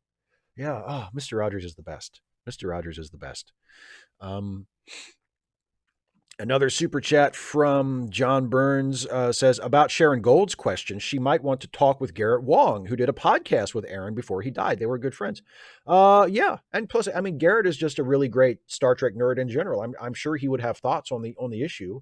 And it could also possibly offer insight into what thoughts Aaron may have had if he ever expressed any. Yeah. Hi, Comrade Ibot. Just hi. How you doing? Alta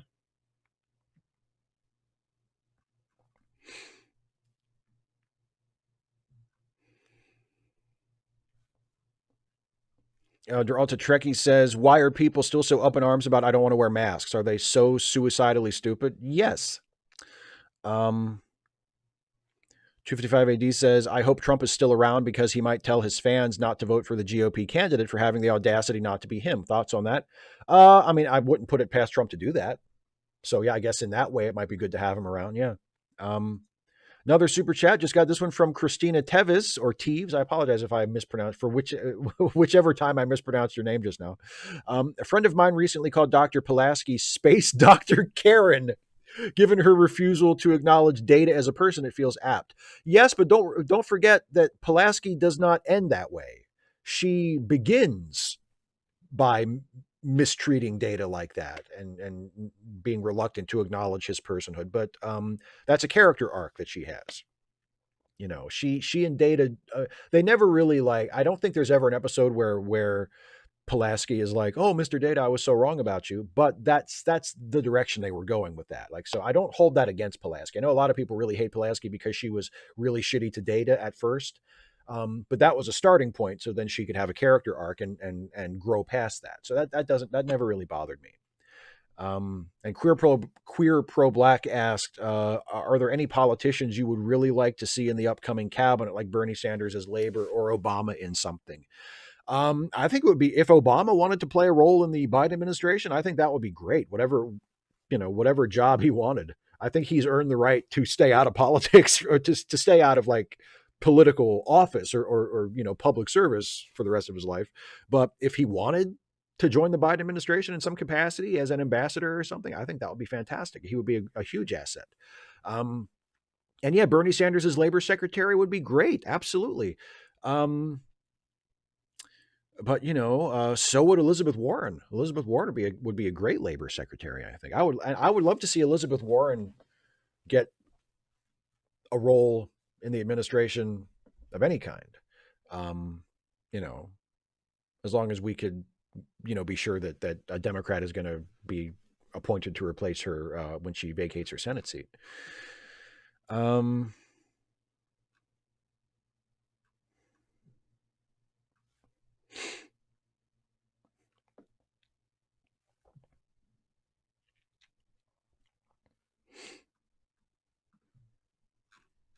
John Burns says you're not buttoned up like Mr. Cunningham. No, it's I mean technically, I mean, if I had like a Mr. Rogers, a proper Mr. Rogers sweater, that had a zipper, I would have it zipped up like halfway like Mr. Rogers usually did, but I opened it up and I sat down. But yeah, Mr. Rogers always had it closed, like about halfway or three quarters up. So that's a more appropriate sort of Mr. Rogers-ish look there. Kemp Chalmers says, "Are you for a 2024 Democratic primary?" I'm not against it. I don't have a problem with them having a primary. 255 AD, what has Obama done to earn that? Being a really great president. Being a really, really terrific president. And being an incredibly intelligent and charismatic and thoughtful person who would be an asset to any presidential administration that he saw fit to serve under. Yeah. I'm not anti-Obama, everybody. Everybody should know. People who are like anti-Obama, I'm not. I have great respect and admiration for Barack Obama. I think he was a terrific president. So there. And another you just sent me, I just got a super chat, another notification for Christina's super chat, which is weird.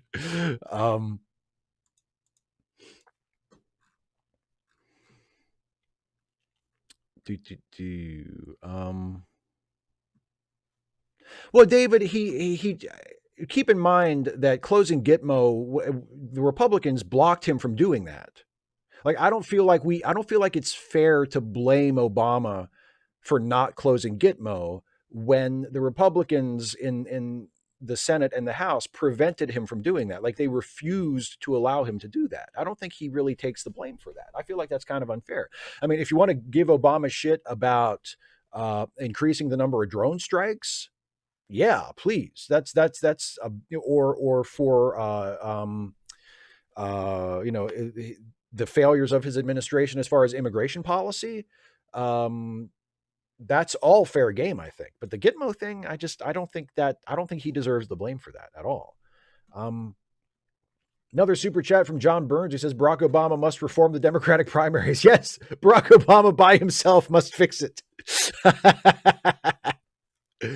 Some random geek. He's not a war criminal. And the camp thing, the camp thing is a black mark on his presidency. I agree, but it was not part of a willful policy to put people in camps. It was a very poorly executed, poorly conceived effort to deal with a rush of people coming through the border at that time, and they just had to put them somewhere to house them. It was not good. It was not a highlight of his administration at all. It's something that I think he is probably not proud of.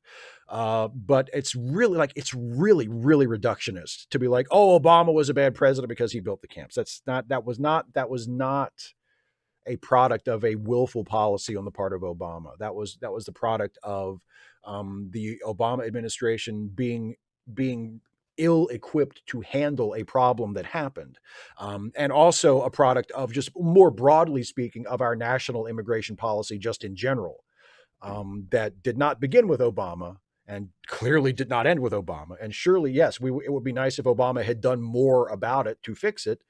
But again, his hands were tied for most of his presidency by an obstructionist Republican majority in Congress. So yeah, no. And yeah, I don't think Barack Obama should be treated as a war criminal. Bovacat Super Chat says, I'll be writing 2 more 1,000-character questions for future shows now. Star Trek pitch about the ant people and a question about a future in which appearance is something you can adjust. Okay, cool. Look forward to seeing those. And thank you for the Super Chat, my friend.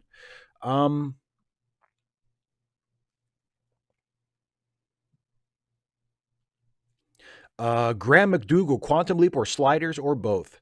Quantum Leap. Nothing against Sliders, but yeah, come on, Quantum Leap for sure. Dana, yes. Obama had a Democratic majority in the first 2 years of his first term, which is why Obamacare passed. That's the only reason. Like after the midterms in his first term, the Republicans took control, and that's why there was not nearly as much progress during the Obama administration, and not nearly as much major reform as a lot of people had hoped there would be. He chose to focus on healthcare reform as his first major policy initiative. And by the time they finally got that passed, they were pretty much, the midterms had come and gone and they had lost their majority. So he did have a Democratic Congress for the first 2 years of his first term.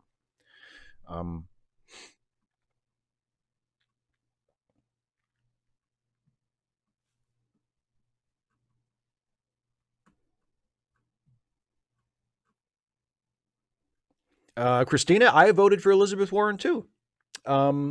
Actually, no, I would have. I was going to. I didn't actually get to vote for her. She dropped out of the primary this year, far enough ahead of Maryland's primary that when I actually voted, I did not vote for Elizabeth Warren. I voted for Bernie Sanders, but she was my first choice too. I wish that she had stayed in the race long enough that I could have voted for it, because I absolutely would have. I think Elizabeth Warren was terrific.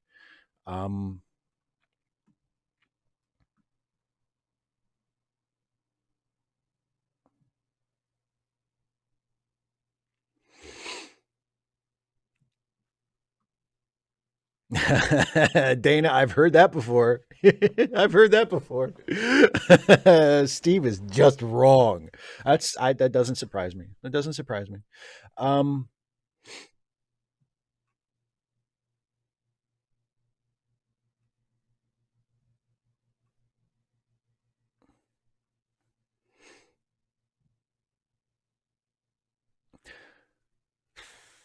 Serenum Geek, if the Republicans can just block any progress, why have faith in the system? Because the system can still be reformed so that the Republicans will not be able to block any progress. I mean, honestly, I don't know, dude. If you don't have faith in the system, then do something else. Start your revolution. I don't know. I'm honestly sick of hearing you complain about it. Like, you're not offering any solutions. If the Republicans can block things, why have faith? I don't know. Then start fighting for a better system. I don't know what to tell you, man. I'm sorry. I'm sorry to come off as like angry at you, but it's really frustrating that it's like, yeah, I agree. Republicans blocking progress is a problem. The solution may not necessarily be, let's just get rid of the entire system. Maybe the solution is, let's encourage people to vote and elect people who will not be obstructionists, and elect people who are more amenable to the reforms and the policies that we would like to push forward, instead of just saying, well, the Republicans can block progress, so let's just throw the whole fucking thing out the window and replace it with something that I have no idea what the fuck it would be, or how we would implement it. But yeah, let's do that. I find that so tedious. I find that so fucking tedious. You have no idea. It doesn't seem practical. It doesn't seem practical at all. Like maybe if we had like a political magic wand that we could wave and just say, let's just get rid of this and replace it with this. But we don't have that. We're stuck with this system for the time being. And yes, I would love to see it reformed. I would love to see it function a lot better than it does. But like, I'm open to suggestions other than revolution, whatever the fuck that means. And again, I'm sorry. I'm sorry to vent at you, and I'm sorry to like yell at you. I apologize if I'm coming across as like, it's just I'm just tired of it. I'm just tired of hearing it. I'm just tired of hearing it. You know, like I'm open to constructive suggestions, and I think a lot of people are. And I'm totally open to the idea that the Democratic Party is is deeply, deeply troubled and is not up to the task that it has before it. Like I think that's completely true, unfortunately, and I say that as a registered Democrat. Like that you're totally right on that. But this, like why have faith in the system? Okay, let's say I lose faith in the system. Then what do I do then? What do I do? What do I do in the immediate future? You can say, well, we organize and we start working toward getting rid of the whatever you think this should happen. Working toward a stateless society, whatever. Come up with a plan for how we do that. That's great. What do we do right now? Let's just say, oh, the Republicans can block progress, so I've lost faith in the system. So what do I do now?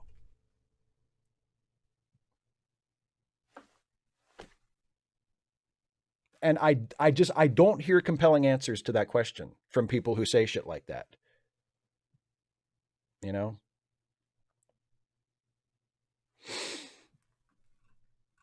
don't know.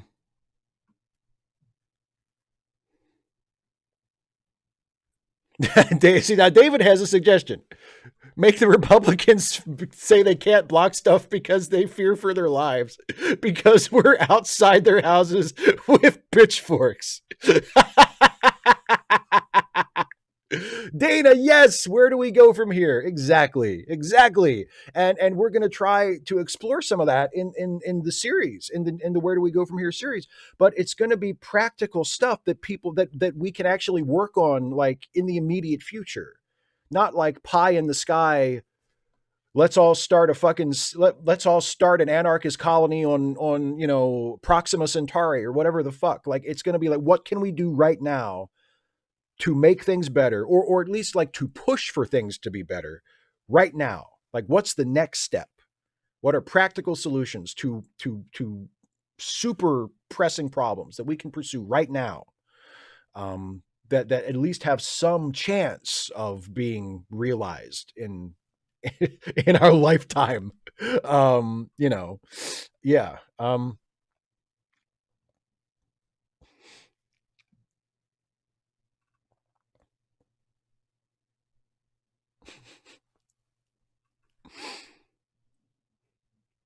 And suddenly Steve quoting Will Rogers. That is a great Will Rogers quote. It's one of my favorites. I'm not a member of any organized political party. I'm a Democrat. Yes, Dana, I know they're not mutually exclusive. You're right. But the important thing, see, I think a lot of people neglect the doing now stuff. That's the problem. I have no problem if you think that we need to be planning for an anarchist revolution. Yes, absolutely. I would love to see like a practical roadmap of how we get from here to there. I'd be very interested to see that. But so do that for sure.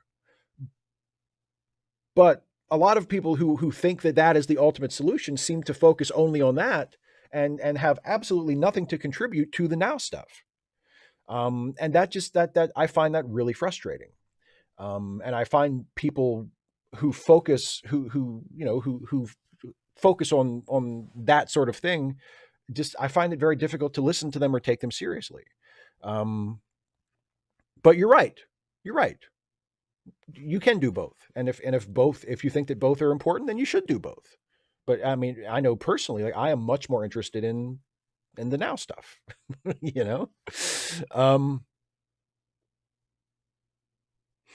Deralta Trekkie. So now that Trump is gone, do you think we might get a new House of Cards season with Robin Wright as Madam President? I hope not. That show was done. Like the last season of that show was just not great. Um, the last couple seasons weren't really all that great. I think it really after the first season it kind of started going downhill. Um, Unlike the original British version, which I thought was excellent in all three of its seasons. But the American version, it was diminishing returns almost from the beginning, and that last season was rough. So I would not be in favor of another House of Cards season.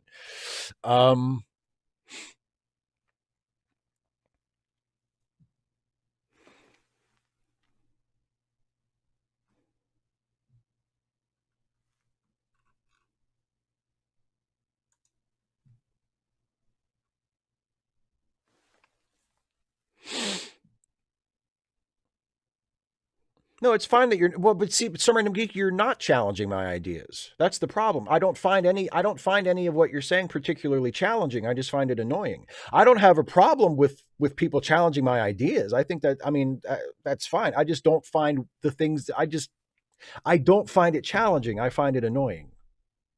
That's my problem with it.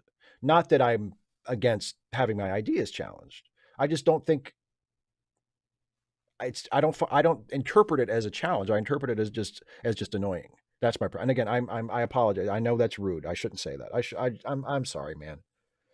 But it's just you know that's just where I'm at. That's just where I'm at with it. Um, if you could include David Colby says if you could include one alien from a non Star Trek franchise in Star Trek, what would it be? They have to be in Starfleet. Oh boy.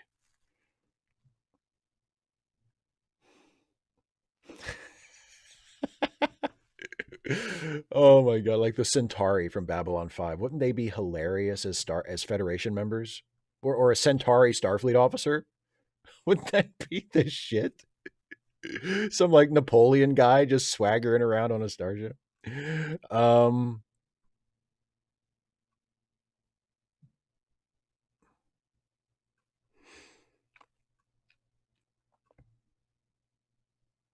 255 AD says he got knocked the fuck out, the compromiser in chief who got nothing done for that reason. Remember when he said that about Obama? I do think he compromised too much. I'll agree with you there. I mean, I do think he was, and that was a problem early on when he had the majority. That he opened with in the negotiations for the Affordable Care Act, like he opened with compromise. You know, instead of having a stronger starting position. So I'm totally yeah, I still hold that view. But I mean, um I have a very sympathetic view of Obama generally and always have. Um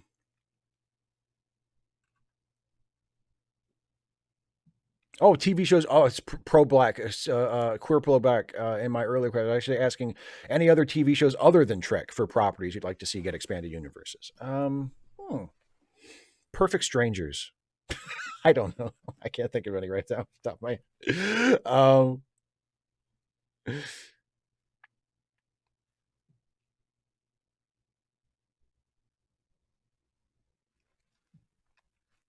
well, then David Colby. Well, then it would have to be specifically Londo. Then Londo would have to join Starfleet. You wished to see me, Captain Picard. I don't. That's not really Londo's accent, but yeah, for sure. Um, Wolf Wood, should progressives align more with centrists to prevent them from being co opted by the far right? No, I don't think that's necessary. I think progressives should work on encouraging more progressives to vote and be involved in government. That's what I think. I think spent and, yeah, that's what I think. I don't think, and building a political power base so that centrists might be more interested in aligning with them. How about that? Donald Paluga, don't be ridiculous. Exactly. The further adventures of Balky Bartakamus. Come on, right? Um,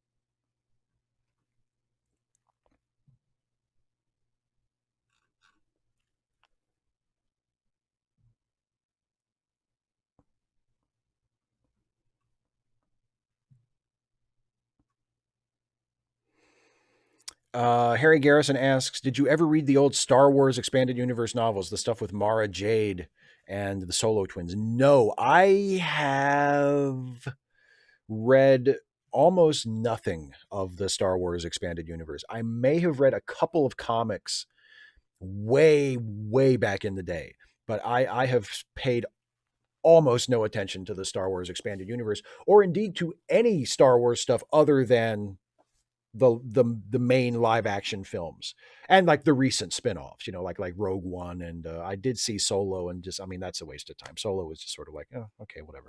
Um, and the Mandalorian, I'm watching the Mandalorian, but other than that, like, I've never watched Rebels, I've never watched Clone Wars or any of that stuff. I'm just not interested in it. It just doesn't grab me. Um, and yeah, so I never read any of the novels. Um, really haven't got, I mean, I've read quite a few of the Star Trek comics, and when I was back in middle school and high school, I read some of the Star Trek novels. But other than that, I haven't really gotten super into Star Trek expanded universe stuff either. You know, I'm mostly interested in, well, I guess what you would call the established canonical stuff.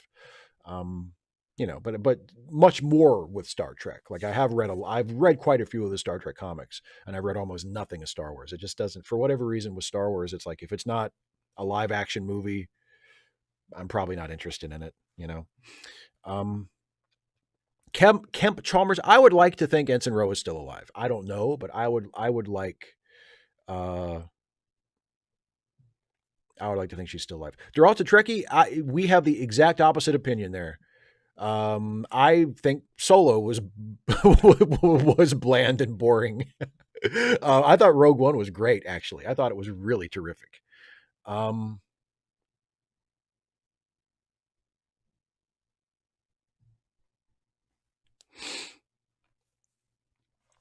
255 AD, why do anarchists have to offer a viable alternative to the broken system? If a plane is crashing and someone points that out, do you say, well, what's the alternative to the plane? No, but I would say that the person who points out that the plane is crashing and then isn't offering any solution on how to stop the plane from crashing or how for people to survive the crash or whatever, they're not really helping anything. Because a lot of people who believe in the system, or at least believe that the system can be reformed and saved in some way, would acknowledge that the system is broken. Like, I would never argue that the system that we have as it currently is not broken, is not in need of significant reform. But I don't think it contributes anything useful to the conversation to say the system is broken, let's get rid of it, and then you have absolutely nothing to contribute in terms of what we should replace it with, beyond just generalities, you know like, or and you seem to have no concept of how your system, whatever you imagine, of how that would work better than the system we have now, how it would not be susceptible to the same things that broke the current system. You know what I mean? Like, so, if I mean if we're having an argument about replacing the current system, but you're like, I don't have no idea what we would replace it with, or I'm unable to articulate what we would replace it with, like, well, then I'm not really interested in hearing from you, because I know the system needs fixed or possibly replaced. Maybe it does, you know, but like, I'm already there. Like, you don't need to convince me that the system needs to be repaired or perhaps replaced, maybe, potentially, I don't know, but something needs to change. Like, I'm already there, you know? So let's figure out what to do about it instead of just saying, yeah, it needs to be, it needs to be replaced, or it needs to be gotten rid of. Like, okay, well, then what do we do? You know? Um,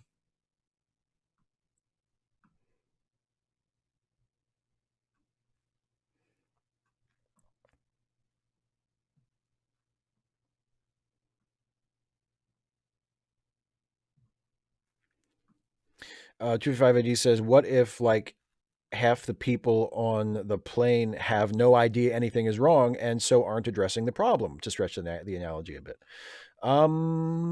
Yeah, I don't know. Then yeah, well, but convincing people that the plane is crashing would be a good thing.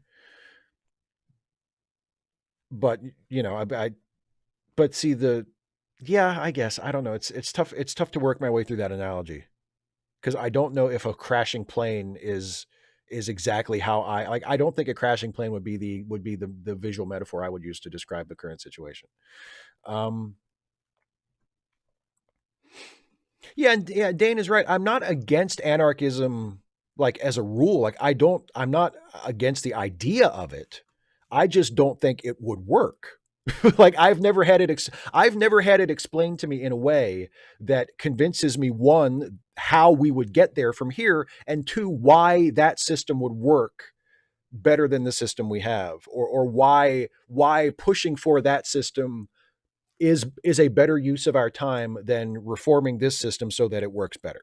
That's my problem with anarchism. It's not that I'm like against it on an ideological level. Like I'm not necessarily against it. If you can explain to me how it would work and how it would be better and how we get there, then I'm open to that. But I've never heard anybody say that.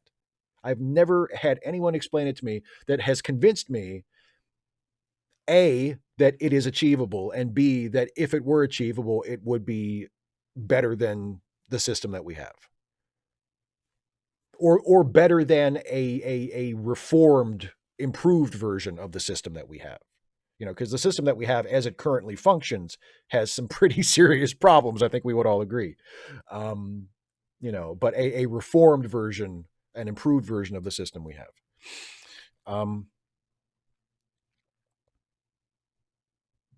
Derogatory says, and compared to our consulars, Kohl, Schroeder, or Merkel, Obama knocked it right out of the park, off the planet, through the quadrant, and down right into Cisco's office. Well, okay, good to know.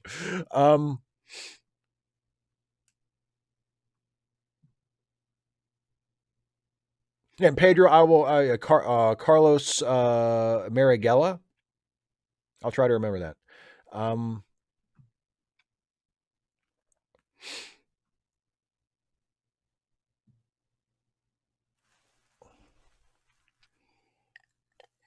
Some random geek. I don't think that is making the perfect the enemy of the good.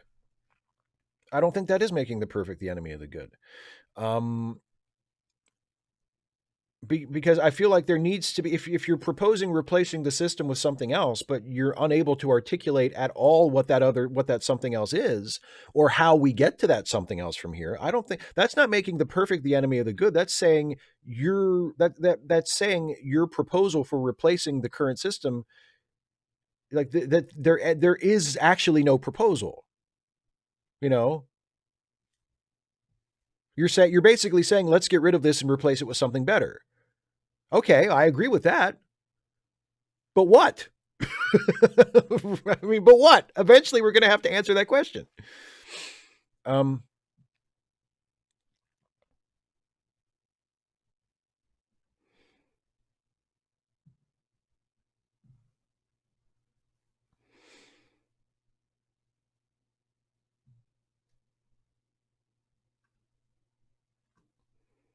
It's not the onus is not completely on you. I'm saying this in general. It's not just you as an individual. You know, I've not.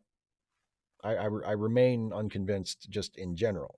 I that's why I'm more focused on pushing for things that would improve life for people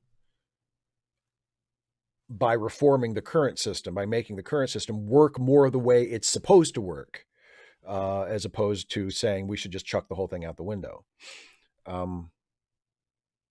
Oh, Harry Garrison, that's a good question. How do we get there without starting a world war as America collapses? Well, and if you're talking about socialism in terms of like the kind of socialism like where it would require like revolutionary change in order to implement it, you know, not just adding more socialistic programs or socialistic ideas into more or less the current government, but like tearing the whole thing down and starting over from scratch with like a capital S socialist framework. Yeah, that's another problem. You know, whatever revolution would happen in this country would not occur in a vacuum. You know, um,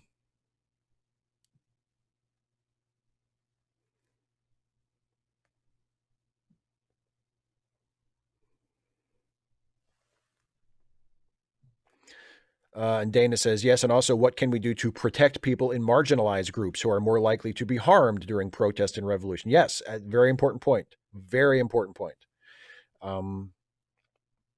Who is going to fight this revolution? You know, like who is going to fight this revolution? And also, are you going to fight it?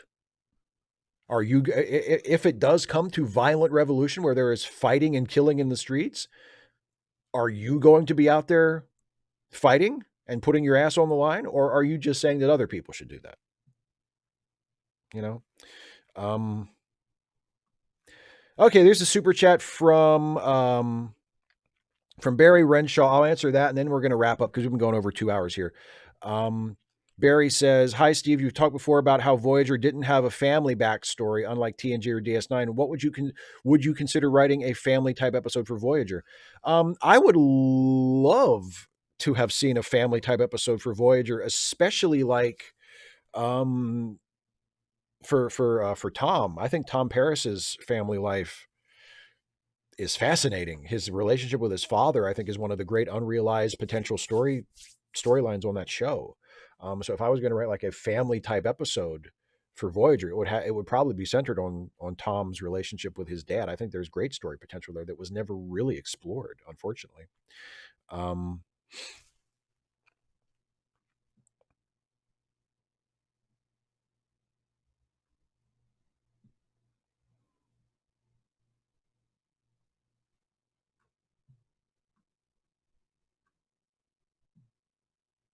David, I will be supportive of you weirdos for sure. All right, I'm going to wrap up, everybody. So, first of all, let me remind everybody about the charity links in the description of this video that have been compiled and maintained by our friend Some Random Geek.